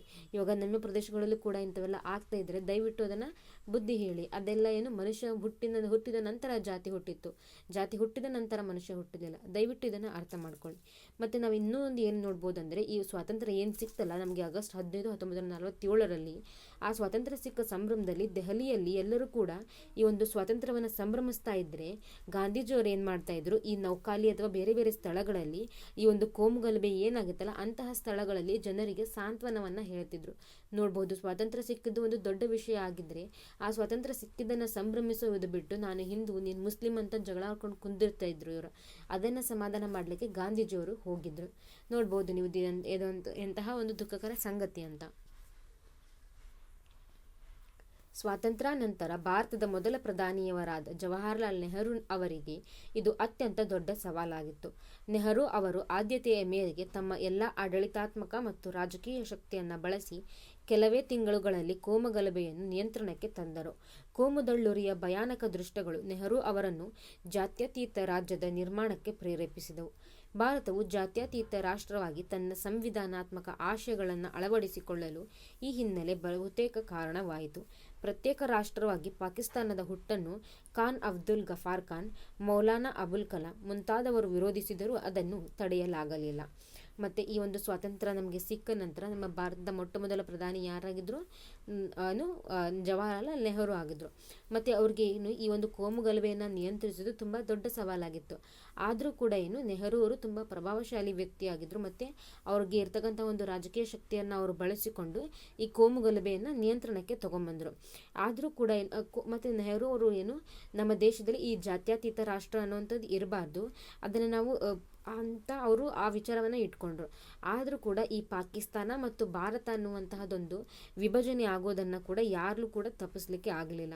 ಅಂದರೆ ಈ ಒಂದು ಪ್ರತ್ಯೇಕ ರಾಷ್ಟ್ರವಾಗಿ ಪಾಕಿಸ್ತಾನವನ್ನು ಏನು ಹೊರಹೊಮ್ಮಿಸ್ಬೇಕಾಗಿತ್ತೋ ಅದನ್ನು ಈ ಅಬ್ದುಲ್ ಗಫಾರ್ ಖಾನ್ ಅವರಾಗಿರ್ಬೋದು ಅಥವಾ ಮೌಲಾನ್ ಅಬುಲ್ ಕಲಾಂ ಆಗಿರ್ಬೋದು, ಅವರೆಲ್ಲ ಕೂಡ ಬೇಡ, ಪಾಕಿಸ್ತಾನ ಏನು ಭಾರತದಿಂದ ವಿಭಜನೆ ಆದರೆ ಮುಂದೆ ನಾವು ಸಾಕಷ್ಟು ಏನು ತೊಂದರೆಗಳನ್ನು ಅನುಭವಿಸ್ಬೇಕಾಗತ್ತೆ, ಈ ಎರಡೂ ರಾಷ್ಟ್ರಗಳ ನಡುವೆ ಸಂಘರ್ಷ ಆಗೇ ಆಗುತ್ತೆ ಅಂತ ಅವಾಗ ಅವ್ರು ತುಂಬ ಹೇಳಿದರು. ಆದರೂ ಕೂಡ ಈ ಒಂದು ವಿಭಜನೆ ಆಗೋದನ್ನು ಯಾರು ಕೂಡ ತಪ್ಪಿಸ್ಲಿಕ್ಕೆ ಆಗಲಿಲ್ಲ. ಇಂದಿಗೂ ಕೋಮು ಸಂಘರ್ಷಗಳು ಮುಂದುವರೆದಿವೆ. ಕೋಮು ಸಂಘರ್ಷಕ್ಕೆ ಅಂತಾರಾಷ್ಟ್ರೀಯ ಆಯಾಮಗಳು ಇವೆ. ಭಾರತದ ಸಂವಿಧಾನವು ಧರ್ಮವನ್ನು ಪ್ರತಿ ವ್ಯಕ್ತಿಯ ಖಾಸಗಿ ವಿಷಯವನ್ನಾಗಿಸಿದೆ. ಧರ್ಮ ನಿರಪೇಕ್ಷತೆಯ ತಳಹದಿಯಲ್ಲಿ ದೇಶ ಬೆಳೆಯಬೇಕು ಮತ್ತು ಮುನ್ನಡೆಯಬೇಕು ಎನ್ನುವುದೇ ಭಾರತ ಸಂವಿಧಾನದ ಆಶಯ. ಈ ಆಶಯವನ್ನು ಎಲ್ಲ ಭಾರತೀಯರು ಅಳಿತು ಬಾಳಬೇಕಾಗಿದೆ. ಮತ್ತೇನು ಇಂದಿಗೂ ಕೂಡ ನಾವು ನೋಡ್ಬೋದು, ಎಷ್ಟೇ ಜನ ಶಿಕ್ಷಣವನ್ನು ಪಡೆದಿರ್ತಾರೆ, ಎಷ್ಟೇ ಎಜುಕೇಟೆಡ್ ಆಗಿದ್ರೂ ಕೂಡ ಏನು ಅವರು ಕೋಮು ಸಂಘರ್ಷಗಳಲ್ಲಿ ಅವರು ತೊಡಗಿಸಿಕೊಂಡಿರ್ತಾರೆ. ಮತ್ತು ಇದೊಂದು ಏನು ಅದು ಧರ್ಮ ಅನ್ನುವಂಥದ್ದು ಖಾಸಗಿ ವಿಷಯ. ತಮ್ಮ ಧರ್ಮವನ್ನು ತಾವು ಏನು ಕಾಪಾಡಿಕೊಳ್ಳಿ ಅಥವಾ ತಮ್ಮ ಧರ್ಮದ ಮೇಲೆ ಅವ್ರಿಗೆ ಗೌರವ ಇರಲಿ, ಆದರೆ ಮತ್ತೊಂದು ಧರ್ಮವನ್ನು ಕೀಳಾಗಿ ನೋಡೋದಾಗಿರಬಹುದು ಅಥವಾ ಮತ್ತೊಂದು ಧರ್ಮದ ಬಗ್ಗೆ ವಿರೋಧವನ್ನು ಅವರು ಮಾಡಬಾರ್ದು. ಅದು ಅವರವರ ಖಾಸಗಿ ವಿಷಯ. ಆದರೆ ಬೇರೆ ಧರ್ಮವನ್ನು ಹೀಯಾಳಿಸುವ ಹಕ್ಕು ಯಾರಿಗೂ ಕೂಡ ಇಲ್ಲ. ಮತ್ತು ನಮ್ಮ ಧರ್ಮವನ್ನು ನಾವು ಎಷ್ಟು ಗೌರವ ಕೊಡ್ತೇವೋ ಅದನ್ನು ಒಂದು ಬದಿಗಿಟ್ಟರೂ ಕೂಡ ನಾವು ದೇಶದ ಬೆಳವಣಿಗೆಗೆ ನಾವು ಸಹಾಯ ಮಾಡಬೇಕು ಮತ್ತು ನಮ್ಮ ದೇಶ ಬೆಳೆಯಬೇಕು ಅನ್ನುವುದು ನಮ್ಮ ತಲೆಯಲ್ಲಿ ಇರಬೇಕು. ಇದು ಎಲ್ಲ ಭಾರತೀಯರು ಕೂಡ ಅರಿಯಬೇಕಾದಂತಹ ವಿಷಯ. ಇನ್ನು ನಿರಾಶ್ರಿತರ ಸಮಸ್ಯೆ.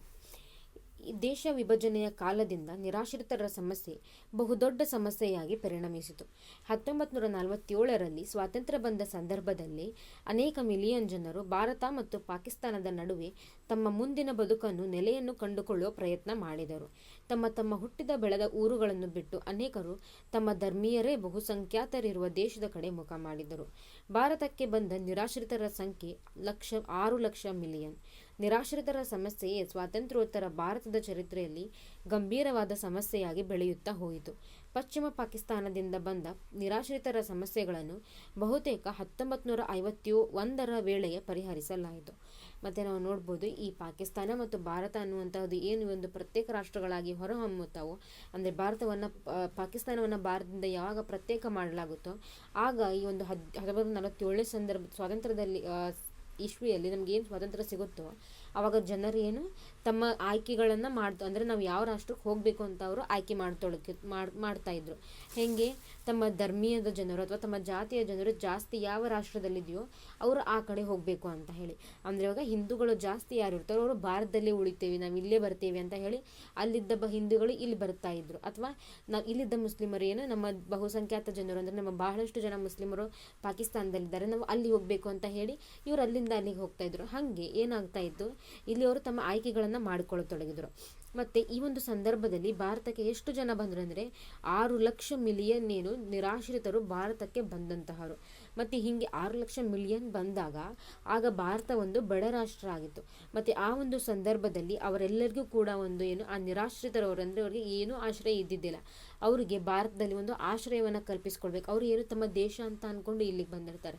ಅವ್ರಿಗೇನು ಒಂದು ಊಟದ ವ್ಯವಸ್ಥೆ ಆಗಿರೋದು, ವಸತಿ ವ್ಯವಸ್ಥೆ, ಈ ಒಂದು ಮೂಲಭೂತ ಸೌಕರ್ಯಗಳನ್ನು ಅವ್ರಿಗೆ ಕೊಡಲೇಬೇಕಾಗಿತ್ತು. ಅದೊಂದು ಅವಾಗ ದೊಡ್ಡ ಸಮಸ್ಯೆಯಾಗಿತ್ತು. ಮತ್ತು ಈ ಒಂದು ಸಮಸ್ಯೆಗಳನ್ನು 1951ನೇ ಇಸ್ವಿಯ ವೇಳೆಗೆ ಅಲ್ಲಿಯ ತನಕನೂ ಕೂಡ ಅದನ್ನು ಪರಿಹಾರ ಮಾಡಿದರು ಅಂತ ಹೇಳಿ. ಆದರೆ ಪೂರ್ವ ಪಾಕಿಸ್ತಾನದಿಂದ ಬರಲಾರಂಭಿಸಿದ ನಿರಾಶ್ರಿತರ ಸಂಖ್ಯೆಯು ಅನೇಕ ವರ್ಷಗಳ ಕಾಲ ಮುಂದುವರಿಯಿತು. ಬಂಗಾಳ ಪ್ರಾಂತ್ಯಕ್ಕೆ ಹೊಂದಿಕೊಂಡಂತಿದ್ದ ಪೂರ್ವ ಪಾಕಿಸ್ತಾನವು ಸ್ವಾತಂತ್ರ್ಯಾನಂತರ ಕೋಮುದಳ್ಳುರಿಯನ್ನು ಎದುರಿಸಬೇಕಾಯಿತು. ಇದರ ಪರಿಣಾಮವಾಗಿ 1971ರವರೆಗೂ ನಿರಾಶ್ರಿತರು ವಲಸೆ ಬರುತ್ತಿದ್ದರು. ಭಾರತವು ಬೆಂಬಲಿಸಿದ 1971ರ ಬಾಂಗ್ಲಾ ವಿಮೋಚನಾ ಯುದ್ಧದ ಪರಿಣಾಮವಾಗಿ ಸುಮಾರು 10 ಲಕ್ಷ ನಿರಾಶ್ರಿತರು ಭಾರತಕ್ಕೆ ಬಂದರು. ಭಾರತ ಸರ್ಕಾರ ಮತ್ತು ಪಶ್ಚಿಮ ಬಂಗಾಳ, ಅಸ್ಸಾಂ, ಮೇಘಾಲಯ ಮತ್ತು ತ್ರಿಪುರಾ ರಾಜ್ಯ ಸರ್ಕಾರಗಳು ಈ ನಿರಾಶ್ರಿತರಿಗೆ ಅವಶ್ಯಕವಾದ ಅನುಕೂಲಗಳನ್ನು ಕಲ್ಪಿಸುವುದರ ಮೂಲಕ ಅವರು ಭಾರತದಲ್ಲಿ ತಮ್ಮ ಭವಿಷ್ಯದ ಬದುಕನ್ನು ಕಟ್ಟಿಕೊಳ್ಳಲು ಸಹಾಯ ಮಾಡಿದವು. ಬಾಂಗ್ಲಾದಿಂದ ಬಂದ ಬಹುತೇಕ ನಿರಾಶ್ರಿತರಿಗೆ ಬಂಗಾಳಿ ಭಾಷೆ ಮಾತ್ರ ಪರಿಚಯವಿದ್ದುದರಿಂದ ಬಂಗಾಳದಲ್ಲಿ ಮಾತ್ರ ನೆಲೆಯೂರಲು ಪ್ರಯತ್ನಿಸಿದರು. ಇದರ ಪರಿಣಾಮ ಪಶ್ಚಿಮ ಬಂಗಾಳದ ಪ್ರದೇಶಗಳು ಹೆಚ್ಚು ಜನಸಂಖ್ಯೆಯ ಒತ್ತಡಕ್ಕೆ ಒಳಗಾದವು. ಭಾರತವೇ 1966ರ ದಶಕದ ಉತ್ತರಾರ್ಧ ಮತ್ತು 1970ರ ದಶಕದ ಮೊದಲಾರ್ಧದಲ್ಲಿ ತಾನೇ ದೊಡ್ಡ ಆರ್ಥಿಕ ಸಂಕಷ್ಟಗಳಿಗೆ ಒಳಗಾಗಿತ್ತು. ಬರಗಾಲಗಳು ನಮ್ಮ ಆರ್ಥಿಕ ಪರಿಸ್ಥಿತಿಯನ್ನು ಅಲುಗಾಡಿಸಿದ್ದರೂ ನಿರಾಶ್ರಿತರ ಸಮಸ್ಯೆಗಳನ್ನು ಮಾನವೀಯ ನೆಲೆಯಲ್ಲಿ ನೋಡಿ ಪರಿಹಾರಗಳನ್ನು ನೀಡಲಾಯಿತು. ನಿರಾಶ್ರಿತರ ಬೃಹತ್ ಸಂಖ್ಯೆ ಮತ್ತು ಸಮಸ್ಯೆಗಳು ಭಾರತದ ಆರ್ಥಿಕ ವ್ಯವಸ್ಥೆಯ ಮೇಲೆ ನೇತ್ಯಾತ್ಮಕ ಪರಿಣಾಮಗಳನ್ನು ಉಂಟು ಮಾಡಿದ್ದರೂ ಭಾರತವು ಮಾನವೀಯತೆಯನ್ನು ಬಿಟ್ಟುಕೊಡಲಿಲ್ಲ. ಮತ್ತು ನಾವು ಪೂರ್ವ ಪಾಕಿಸ್ತಾನ ಅಂತ ಏನು ಹೇಳ್ತೀವಲ್ಲ, ಅಂದರೆ ನಿಮಗೆ ಈ ಪೂರ್ವ ಪಾಕಿಸ್ತಾನ ಎಲ್ಲಿದೆ ಅಂದರೆ ಬಾಂಗ್ಲಾದೇಶ ಗೊತ್ತಲ್ಲ. ಬಾಂಗ್ಲಾದೇಶ ಏನು ನಮ್ಮ ಪೂರ್ವ ದಿಕ್ಕಿನಲ್ಲಿದೆ. ಅಂದರೆ ಈ ಒಂದು ಬಾಂಗ್ಲಾದೇಶ ಏನಿದೆ, ಈ ಬಾಂಗ್ಲಾದೇಶದಿಂದನೂ ಕೂಡ ಅಂದರೆ ಪೂರ್ವ ಪಾಕಿಸ್ತಾನದಿಂದನೂ ಕೂಡ ಏನು ಹೆಚ್ಚೆಚ್ಚಿಗೆ ಜನರು ಅಂದರೆ ಭಾರತಕ್ಕೆ ಬರಲಾಡತೊಡಗಿತು. ಎಷ್ಟು ಅಂತಂದರೆ ಈ 1971ನೇ ಇಸ್ವಿಯ ತನಕನೂ ಕೂಡ ಏನು ನಿರಾಶ್ರಿತರು ಭಾರತಕ್ಕೆ ಬರ್ತಾನೆ ಇದ್ರು. ಈ ಒಂದು 1971ರಲ್ಲಿ ಏನು ಈ ಬಾಂಗ್ಲಾ ವಿಮೋಚನಾ ಯುದ್ಧ ಅಂತ ಏನಾಗುತ್ತೋ ಆ ಪರಿಣಾಮವಾಗಿ 10 ಲಕ್ಷ ನಿರಾಶ್ರಿತರೇನು ಭಾರತಕ್ಕೆ ಬರ್ತಾರೆ. ಮತ್ತು ಹಿಂಗೆ ಬಂದವರೆಲ್ಲ ಏನು ಈ ಪಶ್ಚಿಮ ಬಂಗಾಳ ಅಂದರೆ ಈ ಪಶ್ಚಿಮ ದಿಕ್ಕಲ್ಲಿ ಈ ಬಂಗಾಳ ಆಗಿರ್ಬೋದು ಅಥವಾ ಅಸ್ಸಾಂ, ಮೇಘಾಲಯ ಮತ್ತು ತ್ರಿಪುರಾ ರಾಜ್ಯ ಸರ್ಕಾರಗಳು ಏನಿದ್ವು ಈ ಒಂದು ನಿರಾಶ್ರಿತರಿಗೆ ಒಂದು ಅವಶ್ಯಕವಾದಂತಹ ಅನುಕೂಲಗಳು ಅಂದರೆ ಅವ್ರಿಗೆ ಏನೇನೆಲ್ಲ ಮೂಲಭೂತ ಅವಶ್ಯಕತೆಗಳಿದೆಯೋ ಅದನ್ನೆಲ್ಲ ಪೂರೈಸಲಿಕ್ಕೆ ಅವರು ಆ ಸರ್ಕಾರಗಳು ತಮ್ಮ ಒಂದು ಸಹಾಯ ಮಾಡ್ತವೆ ಅಂತ. ಮತ್ತು ಬಹುತೇಕ ಬಾಂಗ್ಲಾದಿಂದ ಬಂದಂಥವ್ರಿಗೆ ಹೆಚ್ಚೆಚ್ಚಿಗೆ ಏನು ಬಂಗಾಳಿ ಭಾಷೆ ಬರ್ತಾಯಿತ್ತು. ಅದಕ್ಕೋಸ್ಕರ ಅವರು ನಾವು ಪಶ್ಚಿಮ ಬಂಗಾಳದಲ್ಲೇ ಇರ್ತೀವಿ, ಬೇರೆ ರಾಜ್ಯಗಳಿಗೆ ಹೋದರೆ ನಮ್ಗೆ ಆ ಭಾಷೆ ಬರೋದಿಲ್ಲ ಅಂತ ಹೇಳಿ ಅವರು ಬಂಗಾಳದಲ್ಲೇ ಇರಲಿಕ್ಕೆ ಆರಂಭಿಸ್ತಾರೆ. ಮತ್ತು ಹೀಗಾಗಿ ಏನಾಗುತ್ತೆ, ಈ ಬಂಗಾಳದಲ್ಲಿ ಒಂದು ಈ 1960ರ ದಶಕದ ಉತ್ತರಾರ್ಧ ಮತ್ತು 1970ರ ದಶಕದ ಪೂರ್ವಾರ್ಧ ಈ ಒಂದು ದಶಕಗಳಲ್ಲಿ ಏನಿರುತ್ತೆ ಭಾರತ ಒಂದು ದೊಡ್ಡ ಆರ್ಥಿಕ ಸಂಕಷ್ಟಗಳಿಗೆ ಸಿಗುತ್ತೆ. ಮತ್ತು ಈ ಬಂಗಾಳದಲ್ಲೇ ಜಾಸ್ತಿ ಜನ ಇದ್ದಾಗ ಏನಲ್ಲಿ ಜನಸಾಂದ್ರತೆ ಹೆಚ್ಚಾಗುತ್ತೆ. ಅಂದರೆ ಒಂದೇ ಸ್ವಲ್ಪ ಪ್ರದೇಶದಲ್ಲಿ ಹೆಚ್ಚೆಚ್ಚಿಗೆ ಜನ ಅಲ್ಲಿ ವಾಸ ಮಾಡಲಿಕ್ಕೆ ಆರಂಭಿಸ್ತಾರೆ. ಹೀಗೆ ಆವಾಗಿನ ಕಾಲದಲ್ಲಿ ಇಷ್ಟೆಲ್ಲ ಆರ್ಥಿಕ ಸಮಸ್ಯೆಗಳಿದ್ದರೂ ಕೂಡ ಮತ್ತು ಈ ಒಂದು ಹೆಚ್ಚಿಗೆ ನಿರಾಶ್ರಿತರು ಸಹ ಬಂದಾಗೂ ಕೂಡ ಭಾರತ ಏನು ಇದನ್ನು ಮಾನವೀಯತೆಯ ದೃಷ್ಟಿಯಿಂದ ನೋಡಿತು. ಮತ್ತು ಬಂದಂತಹ ನಿರಾಶ್ರಿತರಿಗೆಲ್ಲರಿಗೂ ಕೂಡ ಏನೇನೆಲ್ಲ ಮೂಲಭೂತ ಸೌಕರ್ಯಗಳು ಬೇಕಾಗಿತ್ತು ಅದನ್ನೆಲ್ಲ ಕೂಡ ಅದು ನೀಡಿತು. ಮತ್ತು ಹೀಗೆ ಮಾನವೀಯತೆಯನ್ನು ಭಾರತ ಮೆರೆಯಿತು ಅಂತ ಹೇಳಬಹುದು. ಮತ್ತು ಇದಷ್ಟೇ ಅಲ್ಲದೆ ನೆಹರು ಅವರ ಕಾಲದಿಂದಲೇ ಟಿಬೆಟ್ನಿಂದ ಅನೇಕ ಜನರು ನಿರಾಶ್ರಿತರಾಗಿ ಭಾರತಕ್ಕೆ ಬಂದಿದ್ದಾರೆ. ಅಂದಾಜಿನ ಪ್ರಕಾರ ಸುಮಾರು 1,20,000 ಟಿಬೆಟಿಯನ್ ನಿರಾಶ್ರಿತರು ಭಾರತದಲ್ಲಿದ್ದಾರೆ. 1960ರ ದಶಕದಲ್ಲಿ ಅಂದಿನ ಮೈಸೂರು ಸರ್ಕಾರ ಮೈಸೂರು ಜಿಲ್ಲೆಯ ಬೈಲಕುಪ್ಪೆ ಎಂಬಲ್ಲಿ ಟಿಬೆಟಿಯನ್ ನಿರಾಶ್ರಿತರಾಗಿ ಸುಮಾರು 3,000 ಎಕರೆಗಳ ಜಮೀನನ್ನು ಮಂಜೂರು ಮಾಡಿತು. ಇಂದು ಇದೇ ಊರು ವಲಸೆ ಬಂದ ಟಿಬೆಟಿಯನ್ನರ ಪ್ರಮುಖ ಕೇಂದ್ರವಾಗಿ ಬೆಳೆದಿದೆ. ಇಷ್ಟೆಲ್ಲ ಸಮಸ್ಯೆಗಳ ನಡುವೆಯೂ ಇವರ ಬರುವಿಕೆಯಿಂದ ಭಾಷೆ ಮತ್ತು ಪ್ರದೇಶಗಳನ್ನು ಮೀರಿದ ಸಾಂಸ್ಕೃತಿಕ ಬಹುತ್ವವು ಮತ್ತಷ್ಟು ವಿಸ್ತೃತವಾಗಿ ಬೆಳೆಯಿತು. ಮತ್ತು ಇದಷ್ಟೇ ಅಲ್ಲದೆ ಟಿಬೆಟ್ನಿಂದನೂ ಕೂಡ ಏನು ಅನೇಕ ಜನ ನಿರಾಶ್ರಿತರು ಭಾರತಕ್ಕೆ ಬಂದರು. ಎಷ್ಟು ಅಂತಂದರೆ 1,20,000 ಟಿಬೆಟಿಯನ್ ನಿರಾಶ್ರಿತರೇನು ಭಾರತಕ್ಕೆ ಬರ್ತಾರೆ. ಮತ್ತು ಈ 1960ರ ದಶಕದಲ್ಲಿ ಈ ಮೈಸೂರು ಸರ್ಕಾರ ಅಂತ ಏನಿತ್ತು ಅವರು ಈ ಮೈಸೂರು ಜಿಲ್ಲೆಯ ಬೈಲೆಕುಪ್ಪೆ ಎಂಬಲ್ಲಿ 3,000 ಎಕರೆ ಜಮೀನುಗಳನ್ನು ಕೇವಲ ಟಿಬೆಟ್ನಿಂದ ಬಂದಂತಹ ನಿರಾಶ್ರಿತರಿಗಾಗಿ ಅದನ್ನು ತೆಗೆದಿಡ್ತಾರೆ, ಅದನ್ನು ಮಂಜೂರು ಮಾಡ್ತಾರೆ. ಮತ್ತು ಅದೇ ಊರು ಏನಾಗಿದೆ ಈ ಒಂದು ಟಿಬೆಟ್ನಿಂದ ಬಂದಂತಹ ವಲಸಿಗರ ಒಂದು ಪ್ರಮುಖ ಕೇಂದ್ರವಾಗಿ ಅದು ಬೆಳೆದಿದೆ ಅಂತಲೂ ಕೂಡ ಹೇಳ್ಬೋದು. ಇಂತಹ ಇಷ್ಟೆಲ್ಲ ಸಮಸ್ಯೆಗಳ ನಡುವೆಯೂ ಭಾರತದಲ್ಲಿ ಇನ್ನೂ ಹೆಚ್ಚಿನ ಒಂದು ಸಾಂಸ್ಕೃತಿಕ ಮಹತ್ವ ಇದೆ ಮತ್ತು ಅದು ಮಾನವೀಯತೆಯನ್ನು ಮೆರೆದಿದೆ ಅಂತ ನಾವು ನೋಡಬಹುದು. ಇನ್ನು ಸ್ವಾತಂತ್ರ್ಯ ನಂತರದ ಹೊಸ ಸರ್ಕಾರ ರಚನೆ. ಈ ಒಂದು ಸ್ವಾತಂತ್ರ್ಯ ಬಂದ ನಂತರ ಈ ಒಂದು ಸಂವಿಧಾನ ಹೆಂಗೆ ರಚನೆ ಆಯಿತು ನೋಡಿದ್ವಿ. ಇನ್ನು ಈ ಸರ್ಕಾರ ಹೆಂಗೆ ರಚನೆ ಆಯಿತು ಅಂತ ನಾವು ನೋಡಬಹುದು. 1947 ಆಗಸ್ಟ್ 15ರಂದು ಭಾರತಕ್ಕೆ ಸ್ವಾತಂತ್ರ್ಯ ಬಂದಾಗ ತಾತ್ಕಾಲಿಕ ಸರ್ಕಾರ ರಚನೆಯಾಯಿತು. ಮೌಂಟ್ ಬ್ಯಾಟನ್ ಭಾರತದ ಗವರ್ನರ್ ಜನರಲ್ ಆದರೂ ಜವಾಹರಲಾಲ್ ನೆಹರು ಭಾರತದ ಪ್ರಧಾನಮಂತ್ರಿಯಾಗಿ ಸರ್ಕಾರವನ್ನು ರಚಿಸಿದರು. 1950ರ ಜನವರಿ 26ರಂದು ಭಾರತ ಸಂವಿಧಾನ ಜಾರಿಯಾಯಿತು. ಸಂವಿಧಾನ ಜಾರಿಯಾದ ನಂತರ ಡಾಕ್ಟರ್ ಬಾಬು ರಾಜೇಂದ್ರ ಪ್ರಸಾದ್ರವರು ಭಾರತದ ಪ್ರಥಮ ರಾಷ್ಟ್ರಾಧ್ಯಕ್ಷರಾದರು. ಸಂವಿಧಾನವು ಭಾರತವನ್ನು ಸಾರ್ವಭೌಮ, ಪ್ರಜಾಸತ್ತಾತ್ಮಕ ಗಣರಾಜ್ಯವೆಂದು ಘೋಷಿಸಿತು. ಮುಂದೆ ಸಂವಿಧಾನಕ್ಕೆ 42ನೇ ತಿದ್ದುಪಡಿ ತಂದು ಜಾತ್ಯತೀತ ಮತ್ತು ಸಮಾಜವಾದಿ ಎಂಬ 2 ಅಂಶಗಳನ್ನು 1976ರಲ್ಲಿ ಸೇರಿಸಲಾಯಿತು. ಭಾರತ ಸರ್ಕಾರವು ಸ್ವತಂತ್ರ ವಿದೇಶಾಂಗ ನೀತಿಯನ್ನು ಅನುಸರಿಸಿತು. ಭಾರತ ಸಂಸದೀಯ ಪ್ರಜಾಪ್ರಭುತ್ವವನ್ನು ಅಳವಡಿಸಿಕೊಂಡಿತು. ಮತ್ತು ಈ ಸ್ವಾತಂತ್ರ್ಯ ಬಂದ ನಂತರ ಏನಾಯಿತು, ನಮಗೆ ಸಡನ್ನಾಗಿ ಏನು ಒಂದು ಸರ್ಕಾರವನ್ನು ರಚನೆ ಮಾಡಲಿಕ್ಕೆ ಆಗೋದಿಲ್ಲ. ಅದಕ್ಕೋಸ್ಕರ ಆವಾಗ ಕೇವಲ ಒಂದು ತಾತ್ಕಾಲಿಕವಾದಂತಹ ಸರ್ಕಾರ ಇತ್ತು. ಅಂದರೆ ಆವಾಗ ಮೌಂಟ್ ಬ್ಯಾಟನ್ ಅವರು ಏನಿದ್ರು, ಅವರು ಭಾರತದ ಗವರ್ನರ್ ಜನರಲ್ ಆಗಿ ಸದ್ಯದ ಮಟ್ಟಿಗೆ ಭಾರತವನ್ನು ಅವರು ಆಡಳಿತವನ್ನು ಮಾಡ್ತಾ ಇದ್ರು. ಮತ್ತು ಅದಾದ ನಂತರ ಮತ್ತು ಅವರು ಗವರ್ನರ್ ಜನರಲ್ ಆಗಿದ್ದರು. ಮತ್ತು ಜವಾಹರ್ಲಾಲ್ ನೆಹರು ಅವರು ಏನಿದ್ರು, ಅವರು ಪ್ರಧಾನಮಂತ್ರಿಯಾಗಿ ಅವರು ಸರ್ಕಾರವನ್ನು ರಚನೆ ಮಾಡ್ತಾರೆ.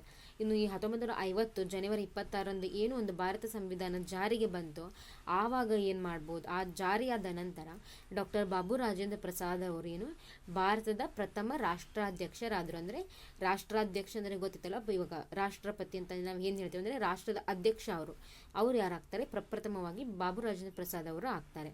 ಮತ್ತು ಸಂವಿಧಾನ ಭಾರತವನ್ನು ಏನು ಹೇಳುತ್ತೆ, ಇದೊಂದು ಸಾರ್ವಭೌಮ ರಾಷ್ಟ್ರ ಮತ್ತು ಇದು ಪ್ರಜಾಸತ್ತಾತ್ಮಕ, ಅಂದರೆ ಇದು ಪ್ರಜೆಗಳಿಗಾಗಿ, ಪ್ರಜೆಗಳಿಗೋಸ್ಕರ, ಪ್ರಜೆಗಳಿಂದ ನಡೆಯುವಂತಹ ಸರ್ಕಾರ ಅಂತ ಹೇಳೋದು ಘೋಷಣೆ ಮಾಡುತ್ತೆ.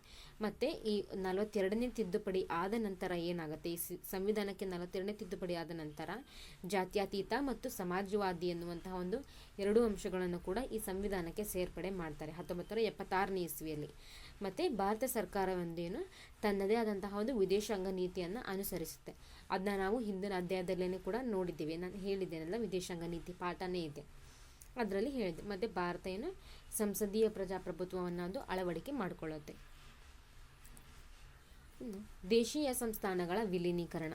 ಈ ದೇಶೀಯ ಸಂಸ್ಥಾನಗಳ ವಿಲೀನೀಕರಣ ಅಂದರೆ ನಾವು ಅವಾಗಲೇ ನೋಡ್ದಂಗೆ ಇದು ಭಾರತ ಒಂದು ಎದುರಿಸಿದಂತಹ ಅದು ತುಂಬ ದೊಡ್ಡ ಸವಾಲಾಗಿದೆ ಅಂತ ಹೇಳ್ಬೋದು. ಅಂದರೆ ಭಾರತದಲ್ಲಿ ಎಷ್ಟಕ್ಕೊಂದು ಅಂದರೆ 562 ಸಂಸ್ಥಾನಗಳಿದ್ವು. ಅವೆಲ್ಲವನ್ನು ಕೂಡ ಒಂದು ಕಡೆ ಸೇರಿಸಬೇಕು ಅಂತಂದರೆ ಅದು ಎಷ್ಟು ಕಷ್ಟಕರವಾದ ಕೆಲಸ ಅಲ್ವಾ.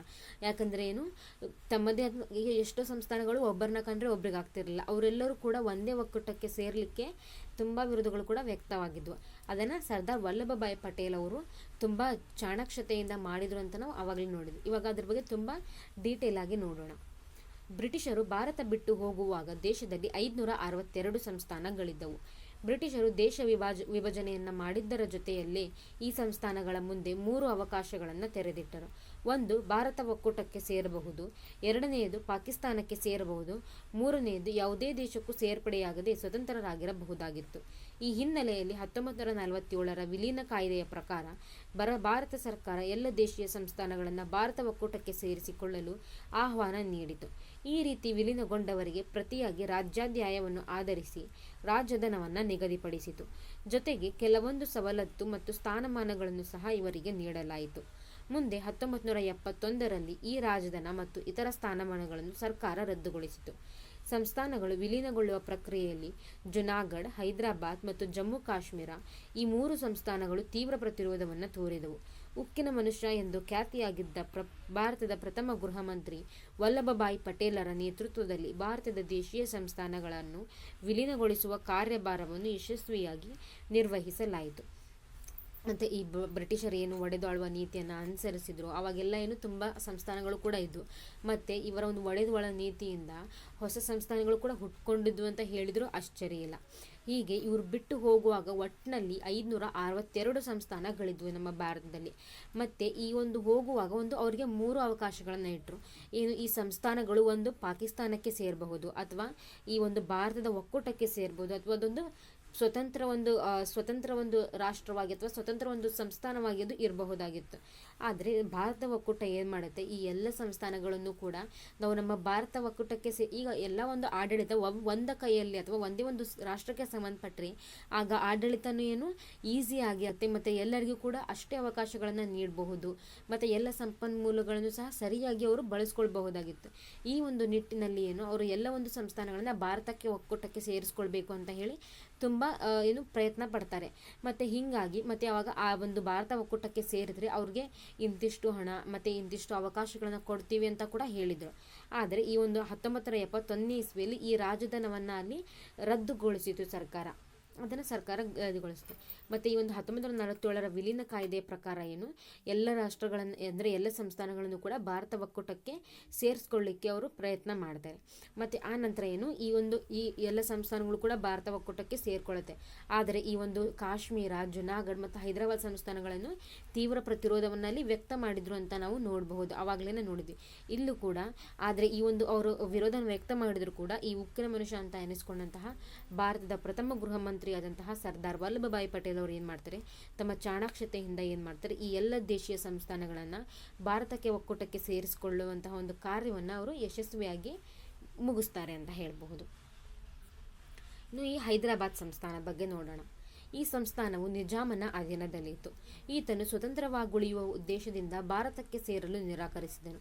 ಇದೇ ಸಂದರ್ಭದಲ್ಲಿ ಕಮ್ಯುನಿಸ್ಟರ ನೇತೃತ್ವದಲ್ಲಿ ತೆಲಂಗಾಣ ರೈತರ ಸಶಸ್ತ್ರ ಹೋರಾಟವು ನಿಜಾಮ ಮತ್ತು ಜಮೀನ್ದಾರರ ವಿರುದ್ಧ ನಡೆಯುತ್ತಿತ್ತು. ನಿಜಾಮನ ಕ್ರೂರ ಪ್ರಡೆಯಾದ ರಜಾಕರ ಬಗೆಗೆ ಜನತೆಯಲ್ಲಿ ವ್ಯಾಪಕ ಪ್ರತಿರೋಧವಿತ್ತು. ಆಗ ಭಾರತ ಸರ್ಕಾರ ಸೈನ್ಯವನ್ನು ಕಳುಹಿಸಿ ನಿಜಾಮನನ್ನು ಸೋಲಿಸಿ ಹೈದರಾಬಾದ್ ಸಂಸ್ಥಾನವನ್ನು 1948ರಲ್ಲಿ ಭಾರತದೊಂದಿಗೆ ವಿಲೀನಗೊಳಿಸಲಾಯಿತು. ಸರ್ದಾರ ಪಟೇಲರು ದೃಢ ಮನಸ್ಸಿನಿಂದ ಈ ಬಿಕ್ಕಟ್ಟಿಗೆ ಪರಿಹಾರ ನೀಡಿದರು. ಇನ್ನು ಈ ಹೈದರಾಬಾದ್ನಲ್ಲಿ ಏನು ಈ ನಿಜಾಮ ಅನ್ನೋರಿದ್ರು, ಈ ಒಂದು ನಿಜಾಮನ ಅಧೀನದಲ್ಲಿತ್ತಲ್ಲ ಈ ಒಂದು ಹೈದರಾಬಾದ್ ಸಂಸ್ಥಾನ, ಅವನೇನು ಆ ನಿಜಾಮ ನಾನು ಸ್ವತಂತ್ರವಾಗಿ ಉಳಿಬೇಕು, ನಾನು ಯಾವುದೇ ರಾಷ್ಟ್ರಕ್ಕೂ ಸೇರುವುದಿಲ್ಲ, ನಾನು ಪಾಕಿಸ್ತಾನಕ್ಕೂ ಹೋಗೋದಿಲ್ಲ, ಭಾರತಕ್ಕೂ ಹೋಗೋದಿಲ್ಲ, ನನ್ನದೇ ಆದಂತಹ ಒಂದು ಸ್ವತಂತ್ರ ರಾಷ್ಟ್ರವನ್ನು ನಾನು ಕಟ್ಕೊಳ್ತೀನಿ ಅಂತ ಹೇಳಿ ಮಾಡ್ತಾನೆ. ಆದರೆ ಹೀಗೆ ಆಗಲಿ ಮತ್ತು ಆ ಒಂದು ನಿಜಾಮನ ಒಂದು ಸೈನ್ಯ ಏನಿತ್ತಲ್ಲ, ಆ ಒಂದು ರಜಾಕರ ಅಂತ ಏನು ಒಂದು ಕ್ರೂರ ಪಡೆಯೋದು ಅಂದರೆ ಅವರು ಜನರಿಗೆ ತುಂಬ ಶೋಷಣೆ ಮಾಡ್ತಾ ಇದ್ರು. ಅಂತಹರ ಬಗ್ಗೆ ಏನು ಜನರಲ್ಲಿ ವ್ಯಾಪಕವಾಗಿ ವಿರೋಧ ಇತ್ತು. ಅವ್ರು ಯಾರಿಗೂ ಕೂಡ ಈ ನಿಜಾಮನ ಒಂದು ರಾಷ್ಟ್ರದಲ್ಲಿ ಇರಲಿಕ್ಕೆ ಅವರು ಬಯಸ್ತಿರ್ಲಿಲ್ಲ. ನಮಗೆ ಈ ಸ್ವತಂತ್ರವಾಗಿರೋದು ಬೇಕಾಗಿಲ್ಲ, ನಾವು ಭಾರತ ಒಕ್ಕೂಟಕ್ಕೆ ಸೇರ್ತೀವಿ ಅಂತ ಕೂಡ ಅವರು ಅದ್ರ ಬಗ್ಗೆ ಅಂದ್ಕೊಳ್ತಾ ಇದ್ರು. ಮತ್ತು ಅದಷ್ಟೇ ಅಲ್ಲದೆ ಈ ಹೈದರಾಬಾದ್ ತೆಲಂಗಾಣ ಎರಡೂ ಕೂಡ ಒಂದೇ ಅಂತ ಆ ಸಂಸ್ಥಾನದಲ್ಲೇ ಬರುತ್ತೆ. ಮತ್ತು ಈ ತೆಲಂಗಾಣದಲ್ಲಿ ಈ ರೈತರು ಏನು ಮಾಡ್ತಾರೆ, ನಿಜಾಮನ ವಿರುದ್ಧ ನಿಜಾಮ ಮತ್ತು ಜಮೀನ್ದಾರರ ವಿರುದ್ಧ ರೈತರು ಹೋರಾಟ ಮಾಡ್ತಿರ್ತಾರೆ. ಮತ್ತು ಹೀಗೆಲ್ಲ ಆಗಿದ್ದರಿಂದ ಆಗ ಭಾರತ ಸರ್ಕಾರ ಏನು ಮಾಡುತ್ತೆ, ತನ್ನ ಸೈನ್ಯವನ್ನು ಹೈದರಾಬಾದ್ಗೆ ಕಳಿಸಿ ಆ ಹೈದರಾಬಾದ್ ನಿಜಾಮನನ್ನು ಸೋಲಿಸಿ ಹೈದರಾಬಾದ್ ಸಂಸ್ಥಾನವನ್ನು 1948ನೇ ಇಸ್ವಿಯಲ್ಲಿ ಭಾರತದ ಒಂದು ಒಕ್ಕೂಟದಲ್ಲಿ ಅದನ್ನು ವಿಲೀನಗೊಳಿಸ ಮಾಡಿದರು. ಈ ಕೆಲಸವನ್ನು ಸರ್ದಾರ್ ಪಟೇಲರು ಅತ್ಯಂತ ದೃಢ ಮನಸ್ಸಿನಿಂದ ಮಾಡಿ ಮತ್ತು ಈ ಬಿಕ್ಕಟ್ಟಿಗೆ ಅವರೊಂದು ಪರಿಹಾರವನ್ನು ನೀಡ್ತಾರೆ. ಇನ್ನು ಜುನಾಗಢ, ಇದರ ನವಾಬನು ತನ್ನ ಸಂಸ್ಥಾನವನ್ನು ಪಾಕಿಸ್ತಾನಕ್ಕೆ ಸೇರಿಸಲು ಇಚ್ಛಿಸಿ ವಿಲೀನೀಕರಣ ಕಾನೂನಿಗೆ ಸಹಿ ಹಾಕಿದನು. ಆಗ ಪ್ರಜೆಗಳು ಆತನ ವಿರುದ್ಧ ಬೀದಿಗಿಳಿದರು. ಇದನ್ನು ಎದುರಿಸಲಾಗದೆ ನವಾಬನು ರಾಜ್ಯ ಬಿಟ್ಟು ಪಲಾಯನ ಮಾಡಿದನು. ಅಲ್ಲಿನ ದಿವಾನ ಭಾರತ ಸರ್ಕಾರಕ್ಕೆ ಮಾಡಿದ ಮನವಿಯನ್ನು ಆಧರಿಸಿ ಸೈನ್ಯವನ್ನು ಕಳುಹಿಸಿ ಶಾಂತಿ ಸ್ಥಾಪನೆ ಮಾಡಲಾಯಿತು. 1949ರಲ್ಲಿ ಜುನಾಗಢ ಭಾರತ ಒಕ್ಕೂಟಕ್ಕೆ ಸೇರ್ಪಡೆಯಾಯಿತು. ಮತ್ತು ಈ ಜುನಾಗಢದಲ್ಲಿರ್ತಕ್ಕಂತಹ ಈ ನವಾಬ ಏನು ಮಾಡ್ತಾನೆ, ಆ ನವಾಬ ತನ್ನ ಸಂಸ್ಥಾನವನ್ನು ಅವನು ಪಾಕಿಸ್ತಾನಕ್ಕೆ ಸೇರ್ಕೊಳ್ತಾನೆ, ನಾನು ಭಾರತಕ್ಕೆ ಸೇರೋದಿಲ್ಲ ಅಂತ ಹೇಳ್ತಾನೆ. ಆದರೆ ಅಲ್ಲಿರ್ತಕ್ಕಂತಹ ಜನರು, ಆ ಪ್ರಜೆಗಳು ಏನು, ಅವರು ಪಾಕಿಸ್ತಾನಕ್ಕೆ ಸೇರಲಿಕ್ಕೆ ಇಷ್ಟಪಡ್ತಿರ್ಲಿಲ್ಲ, ಅವರು ಭಾರತ ಒಕ್ಕೂಟಕ್ಕೆ ಸೇರಲಿಕ್ಕೆ ಇಷ್ಟಪಡ್ತಿದ್ರು. ಮತ್ತು ಅವರು ಆತನ ವಿರುದ್ಧ ಬೀದಿಗಿಳಿತಾರೆ. ಹಂಗಿಳಿದಾಗ ಆ ಒಂದು ಸಂಕಷ್ಟವನ್ನು ಆ ನವಾಬನಿಗೆ ಎದುರಿಸಲಾಗದೆ ಅವನು ರಾಜ್ಯವನ್ನು ಬಿಟ್ಟು ಓಡಿ ಹೋಗ್ತಾನೆ. ಆಗ ಏನು ಮಾಡ್ತಾನೆ, ಆ ಒಂದು ಭಾರತ ಸರ್ಕಾರಕ್ಕೆ ಒಂದು ಮನವಿಯನ್ನು ಮಾಡ್ತಾನೆ, ನಮ್ಮನ್ನು ನೀವು ಭಾರತ ಒಕ್ಕೂಟಕ್ಕೆ ಸೇರಿಸ್ಕೊಳ್ಳಿ ಅಂತ. ಆವಾಗ ಒಂದು ಸೈನ್ಯವನ್ನು ಕಳುಹಿಸಿ ಅಲ್ಲಿ ಶಾಂತಿ ಸ್ಥಾಪನೆ ಮಾಡಿಬಿಟ್ಟು 1949ನೇ ಇಸ್ವಿಯಲ್ಲಿ ಜುನಾಗಢವನ್ನು ಭಾರತ ಒಕ್ಕೂಟಕ್ಕೆ ಸೇರಿಸ್ಕೊಳ್ತಾರೆ. ಇನ್ನು ಜಮ್ಮು ಕಾಶ್ಮೀರಿನ ರಾಜನಾಗಿದ್ದ ಹರಿಸಿಂಗನು ಸ್ವತಂತ್ರವಾಗುಳಿಯಲು ನಿರ್ಧರಿಸಿದ್ದನು. ಜಮ್ಮು ಕಾಶ್ಮೀರಕ್ಕೂ ಭಾರತಕ್ಕೆ ಸೇರಿಬಿಡಬಹುದೆಂಬ ಆತಂಕದಿಂದ ಪಾಕಿಸ್ತಾನವು ಕಾಶ್ಮೀರ ಕಣಿವೆಯ ಮುಸ್ಲಿಂ ಬುಡಕಟ್ಟು ಜನರನ್ನು ದಾಳಿ ಮಾಡುವಂತೆ ಪ್ರಚೋದಿಸಿತು. ಪಾಕಿಸ್ತಾನ ಸೇನೆಯ ಬೆಂಬಲಿತ ಪಠಾಣ ಬುಡಕಟ್ಟು ಜನಾಂಗವು ಭಾರತದ ಪ್ರದೇಶಕ್ಕೆ ನುಗ್ಗಲು ಪ್ರಯತ್ನಿಸಿ ಸಾಕಷ್ಟು ಪ್ರದೇಶವನ್ನು ಆಕ್ರಮಿಸಿತು. ಹರಿಸಿಂಗ್ ಭಾರತದ ಒಕ್ಕೂಟಕ್ಕೆ ಸೇರಲು ಸಮ್ಮತಿಸದೆ ಭಾರತೀಯ ಸೇನೆ ಅಲ್ಲಿಗೆ ಪ್ರವೇಶಿಸುವಂತಿರಲಿಲ್ಲ. ಆ ಸಂದರ್ಭದ ಗಂಭೀರತೆಯನ್ನು ಅರಿತ ರಾಜ ಹರಿಸಿಂಗನು ಅಕ್ಟೋಬರ್ 1947ರಲ್ಲಿ ಭಾರತದಲ್ಲಿ ಕಾಶ್ಮೀರವನ್ನು ವಿಲೀನಗೊಳಿಸಲು ಸಹಿಯನ್ನು ಹಾಕಿದನು. ನಂತರ ಭಾರತ ಸೇನೆಯು ಪಾಕಿಸ್ತಾನ ಬೆಂಬಲಿತ ಪಡೆಯನ್ನು ಹಿಮ್ಮೆಟ್ಟಿಸಿತು. ಇದೇ ಸಂದರ್ಭದಲ್ಲಿ ಈ ವಿಷಯವನ್ನು ವಿಶ್ವಸಂಸ್ಥೆಗೆ ತೆಗೆದುಕೊಂಡು ಹೋಗಲಾಯಿತು. ಆದರೆ ಕಾಶ್ಮೀರದ ಒಂದು ಭಾಗ ಪಾಕಿಸ್ತಾನದ ವಶದಲ್ಲಿ ಉಳಿಯಿತು. ಇದರ ವಿರುದ್ಧ ಭಾರತವು ವಿಶ್ವಸಂಸ್ಥೆಗೆ ದೂರು ಸಲ್ಲಿಸಿತು. ವಿಶ್ವಸಂಸ್ಥೆ ಕದನ ವಿರಾಮದ ಆದೇಶವನ್ನು ಜನವರಿ 1, 1949ರಂದು ನೀಡಿತು. ಪಾಕಿಸ್ತಾನ ಆಕ್ರಮಿಸಿರುವ ಕಾಶ್ಮೀರದ ವಾಯುವ್ಯ ಪ್ರದೇಶವನ್ನು ಪಾಕ್ ಆಕ್ರಮಿತ ಪ್ರದೇಶವೆಂದು ಈಗಲೂ ಕರೆಯಲಾಗುತ್ತದೆ. ಬೇರೆಲ್ಲ ಸಂಸ್ಥಾನಗಳ ವಿಲೀನಕ್ಕಿಂತ ಕಾಶ್ಮೀರದ ವಿಲೀನವು ವಿಶಿಷ್ಟವಾಗಿದೆ. ಮತ್ತು ನಾವು ಹೇಳ್ಬೋದು ಆಗ ಮತ್ತೇನು, ಜಮ್ಮು ಕಾಶ್ಮೀರದಲ್ಲಿ ರಾಜ ಹರಿಸಿಂಗ್ ಅಂತ ಹೇಳಿ ಅವರು ಇರ್ತಿದ್ದ, ಅವನೇನು ತಾನು ಸ್ವತಂತ್ರವಾಗಿ ಉಳಿಬೇಕು ಅಂತ ಹೇಳಿ ಅವನು ನಿರ್ಧಾರ ಮಾಡಿದ್ದ. ಮತ್ತು ಈ ಒಂದು ಜಮ್ಮು ಕಾಶ್ಮೀರ ಈ ಭಾರತಕ್ಕೆ ಎಲ್ಲಿ ಸೇರ್ಕೊಂಡ್ಬಿಡುತ್ತೋ ಅಂತ ಹೇಳಿ ಆ ಒಂದು ಆ ಆತಂಕದಿಂದ ಈ ಪಾಕಿಸ್ತಾನ ಏನು ಮಾಡ್ತಾರೆ, ಆ ಒಂದು ಜಮ್ಮು ಕಾಶ್ಮೀರದ ಒಂದು ಕಣಿವೆ ಏನಿರುತ್ತೆ, ಆ ಕಾಶ್ಮೀರದ ಒಂದು ಕಣಿವೆಯಲ್ಲಿರ್ತಕ್ಕಂತಹ ಆ ಮುಸ್ಲಿಂ ಬುಡಕಟ್ಟು ಜನರಿಗೆ ನೀವು ಭಾರತದ ಮೇಲೆ ದಾಳಿ ಮಾಡಿ ಆ ಒಂದು ಭಾರತ ಪ್ರದೇಶಕ್ಕೆ ನುಗ್ಗಿ ಅಂತ ಹೇಳಿ ಪ್ರಚೋದನೆ ನೀಡುತ್ತೆ. ಆಗ ಏನು ಮಾಡುತ್ತೆ, ಈ ಒಂದು ಬುಡಕಟ್ಟು ಜನರ ಒಂದು ಈ ಪಠಾಣ್ ಬುಡಕಟ್ಟು ಜನಾಂಗ ಅಂತ ಏನಿರುತ್ತೋ ಅವರು ಭಾರತ ಒಂದು ಪ್ರದೇಶಕ್ಕೆ ನುಗ್ಗುತ್ತಾರೆ ಮತ್ತು ಸಾಕಷ್ಟು ಪ್ರದೇಶವನ್ನು ಅವರು ತಮ್ಮ ಆಕ್ರಮಿಸಿಕೊಳ್ತಾರೆ. ಮತ್ತು ಈ ಹರಿಸಿಂಗ್ ಏನು ಭಾರತ ಒಕ್ಕೂಟಕ್ಕೆ ನಾನು ಸೇರಿಕೊಳ್ತೇನೆ ಭಾರತ ಒಕ್ಕೂಟಕ್ಕೆ ಅಂತ ಹೇಳಿ ಅವನು ಸಹಿ ಹಾಕಿಲ್ಲ ಅಂತಂದರೆ ಭಾರತದ ಸೇನೆ ಆ ಕಾಶ್ಮೀರಕ್ಕೆ ಹೋಗ್ಲಿಕ್ಕೆ ಆಗ್ತಾ ಇರಲಿಲ್ಲ. ಅದಕ್ಕೋಸ್ಕರ ಅವನು ಏನು ಮಾಡ್ತಾನೆ, ಅಕ್ಟೋಬರ್ 1947ರಲ್ಲಿ ಭಾರತವನ್ನು ಕಾಶ್ಮೀರವನ್ನು ಭಾರತದ ಒಂದು ಒಕ್ಕೂಟದಲ್ಲಿ ನಾನು ವಿಲೀನಗೊಳಿಸ್ತೇನೆ ಅಂತ ಹೇಳಿ ಅವನು ಸಹಿ ಹಾಕ್ತಾನೆ. ಹಾಗೆ ಮಾಡಿದಾಗ ಮಾತ್ರ ಏನು ನಮ್ಮ ಭಾರತದ ಸೇನೆ ಆ ಕಾಶ್ಮೀರಕ್ಕೆ ಹೋಗಿ ಈ ಒಂದು ಪಾಕಿಸ್ತಾನ ಒಂದು ಬೆಂಬಲಿತ ಏನು ಸೈನ್ಯ ಇರುತ್ತೋ ಅವರನ್ನೆಲ್ಲ ಕೂಡ ಹಿಮ್ಮೆಟ್ಟಿಸಿದರು. ಆಗ ಆ ಯುದ್ಧದಲ್ಲಿ ಒಂದು ಭಾರತದ ಒಂದು ಪ್ರದೇಶ ಅದೊಂದು ಪ್ರದೇಶ ಏನು ಆ ಪಾಕಿಸ್ತಾನದ ಒಂದು ವಶದಲ್ಲೇ ಉಳಿತು, ಈ ಕಾಶ್ಮೀರದ ಒಂದು ಭಾಗ. ಆದರೆ ಇದರ ವಿರುದ್ಧ ಕೂಡ ವಿಶ್ವಸಂಸ್ಥೆಗೆ ದೂರು ನೀಡುತ್ತಾರೆ. ಆ ಒಂದು ವಿಶ್ವಸಂಸ್ಥೆ ಏನು ಇದೊಂದು ಕದನ ವಿರಾಮ ಒಂದು ನೀಡುತ್ತೆ ಅಲ್ಲ, ಜನವರಿ 1, 1949 ಇಸ್ವಿಯಲ್ಲಿ. ಆಗ ಆ ಒಂದು ಅದು ಈಗೂ ಕೂಡ ಒಂದೊಂದು ಏನು ಆಡಳಿತ ಮಾಡಿದಾರಲ್ಲ, ಅಂದರೆ ಪಾಕಿಸ್ತಾನದವರು ಏನು ಅದು ಕಾಶ್ಮೀರದ ಒಂದು ಪ್ರದೇಶವನ್ನು ಆಕ್ರಮಿಸಿಕೊಂಡಿದ್ದಾರೋ ಅಂತಹವನ್ನು ಈಗೂ ಕೂಡ ಪಾಕ್ ಆಕ್ರಮಿತ ಪ್ರದೇಶ ಅಂತಾನೆ ಕೂಡ ಕರೀತಾರೆ. ಅಂದರೆ ಪಾಕ್ ಆಕ್ಯುಪೈಡ್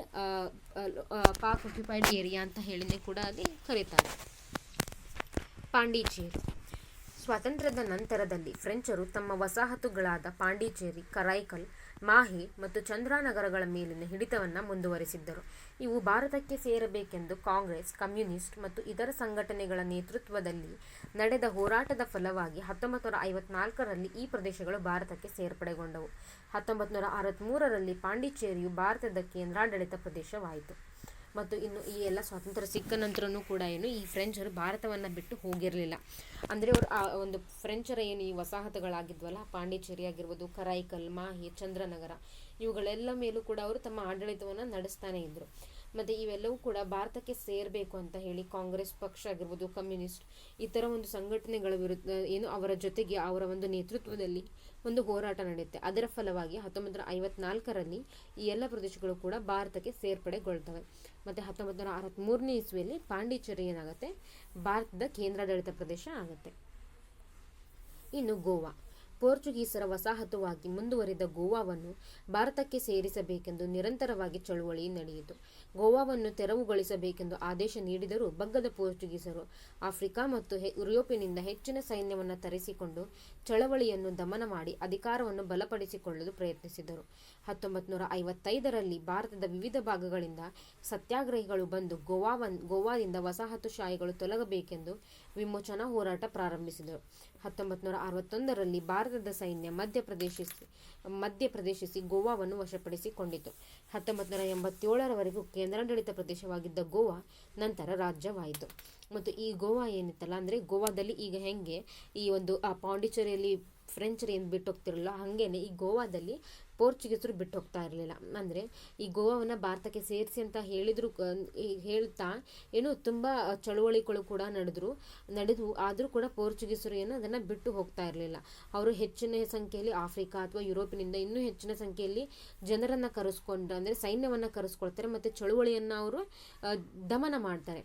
ಮತ್ತು ಹಿಂಗಾದಾಗ ಏನಾಗುತ್ತೆ, 1955ನೇ ಇಸ್ವಿಯಲ್ಲಿ ಭಾರತದ ಬೇರೆ ಬೇರೆ ಭಾಗಗಳಿಂದ ಸತ್ಯಾಗ್ರಹಿಗಳು ಬಂದು ಗೋವಾದಿಂದ ವಸಾಹತುಶಾಹಿಗಳು, ಅಂದರೆ ಈ ಪೋರ್ಚುಗೀಸರು ಹೋಗ್ಬೇಕು ನೀವು ಅಂತ ಹೇಳಿ ಅಲ್ಲಿ ವಿಮೋಚನಾ ಹೋರಾಟವನ್ನು ಆರಂಭಿಸ್ತಾರೆ. ಮತ್ತು 1961ರಲ್ಲಿ ಭಾರತದ ಸೈನ್ಯ ಏನು ಮಾಡುತ್ತೆ, ಇಲ್ಲಿ ಮಧ್ಯಪ್ರವೇಶ ಮಾಡಿ ಈ ಒಂದು ಅವರನ್ನು ತೊಲಗೋಡಿಸುತ್ತೆ ಮತ್ತು ಗೋವಾವನ್ನು ತನ್ನ ವಶಕ್ಕೆ ಪಡೆದುಕೊಳ್ಳುತ್ತೆ. ಮತ್ತು ಆಗ ಗೋವಾ ಏನಾಗಿತ್ತು, ಕೇಂದ್ರಾಡಳಿತ ಪ್ರದೇಶ ಆಗಿತ್ತು. ಆದರೆ ಈ 1987ರ ತನಕ ಅದು ಕೇಂದ್ರಾಡಳಿತ ಪ್ರದೇಶನೇ ಆಗಿತ್ತು. ಆದರೆ ಅದೇ 1987ರ ನಂತರ ಆ ಕೇಂದ್ರಾಡಳಿತ ಪ್ರದೇಶವಾಗಿದ್ದಂತಹ ಗೋವಾ ಒಂದು ಪ್ರತ್ಯೇಕ ರಾಜ್ಯವಾಗಿ ಅಲ್ಲಿ ಹೊರಹೊಮ್ಮುತ್ತೆ ಅಂತ ಹೇಳ್ಬೋದು. ಭಾಷಾವಾರು ರಾಜ್ಯಗಳ ರಚನೆ. ಸ್ವಾತಂತ್ರ್ಯ ಹೋರಾಟದ ಸಂದರ್ಭದಲ್ಲಿಯೇ ಪ್ರಾರಂಭವಾದ ಈ ಹೋರಾಟ ಸ್ವತಂತ್ರಗೊಂಡ ನಂತರವೂ ಮುಂದುವರೆದ ಪ್ರಮುಖವಾದ ಪ್ರಜಾಸತ್ತಾತ್ಮಕ ಚಳವಳಿಯಾಗಿದೆ. ಜನರಿಗೆ ಉತ್ತಮವಾದ ಆಡಳಿತವನ್ನು ನೀಡಲು ಜನರ ಭಾಷೆಯನ್ನು ಆಧರಿಸಿದ ಭೌಗೋಳಿಕ ಗಡಿಗಳನ್ನು ಗುರುತಿಸಬೇಕೆಂಬ ಒತ್ತಾಯ ತೀವ್ರವಾಗಿತ್ತು. ಬ್ರಿಟಿಷ್ ಮತ್ತು ದೇಶೀಯ ಸಂಸ್ಥಾನಗಳೆರಡಲ್ಲೂ ಜನರಾಡುವ ಭಾಷೆಯಲ್ಲಿ ಆಡಳಿತ ನಡೆಸುತ್ತಿರಲಿಲ್ಲ. ಈ ಹಿನ್ನೆಲೆಯಲ್ಲಿ ದೇಶಾದ್ಯಂತ ಭಾಷಾವಾರು ರಾಜ್ಯಗಳನ್ನು ರಚಿಸಬೇಕೆಂಬ ಕೂಗು ತೀವ್ರವಾಗಿತ್ತು. ವಿಶಾಲಾಂಧ್ರ ರಾಜ್ಯ ರಚಿಸಬೇಕೆಂದು ಆಂಧ್ರ ಮಹಾಸಭಾದ ನೇತೃತ್ವದಲ್ಲಿ 1952ರಲ್ಲಿ ಪೊಟ್ಟಿ ಶ್ರೀರಾಮುಲು 58 ದಿನಗಳ ಉಪವಾಸ ಸತ್ಯಾಗ್ರಹ ನಡೆಸಿ ಅಸುನೀಗಿದ ನಂತರ ಈ ಬೇಡಿಕೆ ತೀವ್ರ ಸ್ವರೂಪವನ್ನು ಪಡೆಯಿತು. ಇದರ ಪರಿಣಾಮವಾಗಿ ಮೊದಲ ಭಾಷಾವಾರು ರಾಜ್ಯವಾಗಿ 1953ರಲ್ಲಿ ಆಂಧ್ರಪ್ರದೇಶ ರಚನೆಯಾಯಿತು. 1953ರಲ್ಲಿ ಸರ್ಕಾರವು ರಾಜ್ಯ ಪುನರ್ವಿಂಗಡಣಾ ಆಯೋಗವನ್ನು ರಚಿಸಿತು. ಇದರಲ್ಲಿ ಫಜಲ್ ಅಲಿ ಅಧ್ಯಕ್ಷರಾಗಿ ಕೆ.ಎಂ. ಫಣಿಕ್ಕರ್ ಮತ್ತು ಎಚ್.ಎನ್. ಕುಂಜರು ಸದಸ್ಯರಾಗಿದ್ದರು. ಈ ಆಯೋಗದ ವರದಿಯಂತೆ 1956ರಲ್ಲಿ ರಾಜ್ಯ ಪುನರ್ವಿಂಗಡಣಾ ಕಾನೂನು ಜಾರಿಗೆ ಬಂದಿತು. ಈ ಕಾನೂನಿನ ಪ್ರಕಾರ ಅಂದು ದೇಶದಲ್ಲಿ 14 ರಾಜ್ಯಗಳು ಮತ್ತು 6 ಕೇಂದ್ರಾಡಳಿತ ಪ್ರದೇಶಗಳು ರಚನೆಯಾದವು. ಕನ್ನಡ ಮಾತನಾಡುವ ಪ್ರದೇಶಗಳು ಹಲವು ಸಂಸ್ಥಾನಗಳಲ್ಲಿ ಹರಿದು ಹಂಚಿ ಹೋಗಿದ್ದವು. ಅಕ್ಟೋಬರ್ 24, 1947ರಲ್ಲಿ ಮೈಸೂರು ರಾಜ್ಯವಾಯಿತು. ಇತರೆ ಕನ್ನಡ ಭಾಷಾ ಪ್ರದೇಶಗಳನ್ನು ಒಟ್ಟುಗೂಡಿಸುವ ಬೇಡಿಕೆ ಇಟ್ಟು ಅಖಿಲ ಕರ್ನಾಟಕ ರಾಜ್ಯ ನಿರ್ಮಾಣ ಪರಿಷತ್ತು ನೇತೃತ್ವದಲ್ಲಿ ಚಳುವಳಿ ನಡೆಯಿತು. ಅಂತಿಮವಾಗಿ 1956 ನವೆಂಬರ್ 1ರಂದು ಮೈಸೂರು ರಾಜ್ಯವು ಅಸ್ತಿತ್ವಕ್ಕೆ ಬಂದಿತು. ಮುಂದೆ 1973ರಲ್ಲಿ ಕರ್ನಾಟಕ ಎಂದು ಮರುನಾಮಕರಣ ಮಾಡಲಾಯಿತು. ಇಂದು ಭಾರತದಲ್ಲಿ ಒಟ್ಟು 28 ರಾಜ್ಯಗಳು ಮತ್ತು ದೆಹಲಿಯು ಸೇರಿದಂತೆ 9 ಕೇಂದ್ರಾಡಳಿತ ಪ್ರದೇಶಗಳು ಇವೆ. ಮತ್ತು ಈ ಒಂದು ಭಾಷಾವಾರು ರಾಜ್ಯಗಳ ರಚನೆ ಅಂದರೆ ಈಗೆಲ್ಲ ಎಲ್ಲ ಪ್ರದೇಶಗಳನ್ನು ತಮ್ಮ ವಿಲೀನಕ್ಕೆ ಪಡೆದುಕೊಂಡ್ರು. ಅಂದರೆ ಭಾರತ ಒಕ್ಕೂಟ ಇಲ್ಲಿ ಆರಂಭ ಆಯಿತು. ಆದರೆ ಈಗ ಭಾರತ ಅಂತ ಬಂದಾಗ ಇಲ್ಲಿ ತುಂಬ ಬರುತ್ತೆ ಮತ್ತು ಇದು ಜನಸಂಖ್ಯೆ ಭಾಳ ಆಗುತ್ತೆ. ಅವಾಗ ಎಲ್ಲರನ್ನೂ ಕೂಡ ಒಂದೊಂದು ಭಾಗ ಮಾಡಿದರೆ ಆವಾಗ ನಾವೇನು ಆಡಳಿತ ಈಸಿಯಾಗಿ ಆಗುತ್ತೆ. ಆಗ ಏನು ಮಾಡ್ತಾರೆ, ಭಾಷೆಯ ಆಡಳಿತ ಅಂದರೆ ಭಾಷೆಯ ಆಧಾರದ ಮೇಲೆ ರಾಜ್ಯಗಳನ್ನು ರಚನೆ ಮಾಡಬೇಕು ಅಂತ ಹೇಳಿ ದೇಶದಲ್ಲೆಲ್ಲ ಆಕ್ರೋಶ ಆಗುತ್ತೆ. ಆಗ ಬಂದಾಗ ಏನಾಗುತ್ತೆ, ಇಲ್ಲಿ ಒಂದು 1952ನೇ ಇಸ್ವಿಯಲ್ಲಿ ಈ ಪೊಟ್ಟಿ ಶ್ರೀರಾಮುಲು ಅಂತ ಏನಿರ್ತಾರೋ ಅವರು 58 ದಿನಗಳ ಕಾಲ ಅವರು ಉಪವಾಸ ಸತ್ಯಾಗ್ರಹ ಮಾಡಿ ಅವರು ಸತ್ತ ನಂತರ ಈ ಒಂದು ಬೇಡಿಕೆ ಅಂದರೆ ಈ ಒಂದು ಭಾಷೆಯನ್ನು ಮಾತನಾಡುವಂತಹ ಒಂದು ಗಡಿಗಳನ್ನು ಗುರುತಿಸಿ ಅದೊಂದು ಪ್ರತ್ಯೇಕ ರಾಜ್ಯವನ್ನಾಗಿ ಮಾಡಬೇಕು ಹೀಗೆ ಅಂತ ಹೇಳಿ ಅಲ್ಲೊಂದು ತೀವ್ರ ಸ್ವರೂಪವಾದ ಬೇಡಿಕೆಯನ್ನು ಇಡ್ತಾರೆ. ಹೀಗೆ ಈ ಒಂದು ಪರಿಣಾಮವಾಗಿ ಮೊಟ್ಟ ಮೊದಲು ಭಾಷಾವಾರು ರಾಜ್ಯವಾಗಿ 1953ನೇ ಇಸ್ವಿಯಲ್ಲಿ ಆಂಧ್ರ ಪ್ರದೇಶ ರಚನೆ ಆಯಿತು. ಅಂದರೆ ಜಾಸ್ತಿ ಜನ ತೆಲುಗು ಎಲ್ಲೆಲ್ಲಿ ತನಕ ಮಾತನಾಡ್ತಾರೋ ಆ ಒಂದು ಪೂರ್ತಿ ಗಡಿಯನ್ನು ಒಂದು ಹುಡುಕಿ ಆ ಒಂದು ಗಡಿಯಲ್ಲಿ ಬರ್ತಕ್ಕಂತಹ ಎಲ್ಲ ಪ್ರದೇಶಗಳು ಸಹ ಆ ಒಂದು ರಾಜ್ಯಕ್ಕೆ ಹೆಸರೇನಂತ ಹೇಳ್ತಾರೆ, ಆಂಧ್ರ ಪ್ರದೇಶ ಅಂತ ಹೇಳಿ ಇಡ್ತಾರೆ. ಅಲ್ಲೆಲ್ಲ ಆ ಒಂದು ತೆಲುಗು ಮಾತನಾಡುವಂತಹ ಭಾಷೆಗಳ ಜನರನ್ನು ಆ ಒಂದು ರಾಜ್ಯ ಪ್ರದೇಶಕ್ಕೆ ಸೇರಿಸ್ತಾರೆ. ಹಾಗೆ ಭಾಷಾವಾರು ರಾಜ್ಯಗಳನ್ನು ಇಲ್ಲಿ ರಚನೆ ಮಾಡ್ತಾರೆ. ಮತ್ತು ಅದಷ್ಟೇ ಅಲ್ಲದೆ ಒಂದು 1953ನೇ ಇಸ್ವಿಯಲ್ಲಿ ರಾಜ್ಯ ಪುನರ್ವಿಂಗಡಣಾ ಆಯೋಗವನ್ನು ರಚನೆ ಮಾಡುತ್ತೆ ಸರ್ಕಾರ.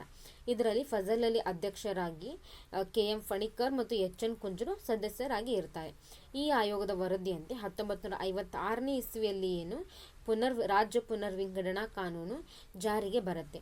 ಈ ಕಾನೂನಿನ ಪ್ರಕಾರ ಅಂದು ದೇಶದಲ್ಲಿ ಎಷ್ಟಿರುತ್ತೆ ಅಂದರೆ 14 ರಾಜ್ಯಗಳು ಮತ್ತು 6 ಕೇಂದ್ರಾಡಳಿತ ಪ್ರದೇಶಗಳು ರಚನೆಯಾಗಿ ಇದ್ವಂತ 1956ನೇ ಇಸ್ವಿಯಲ್ಲಿ ನೀವು ನೋಡಬಹುದು.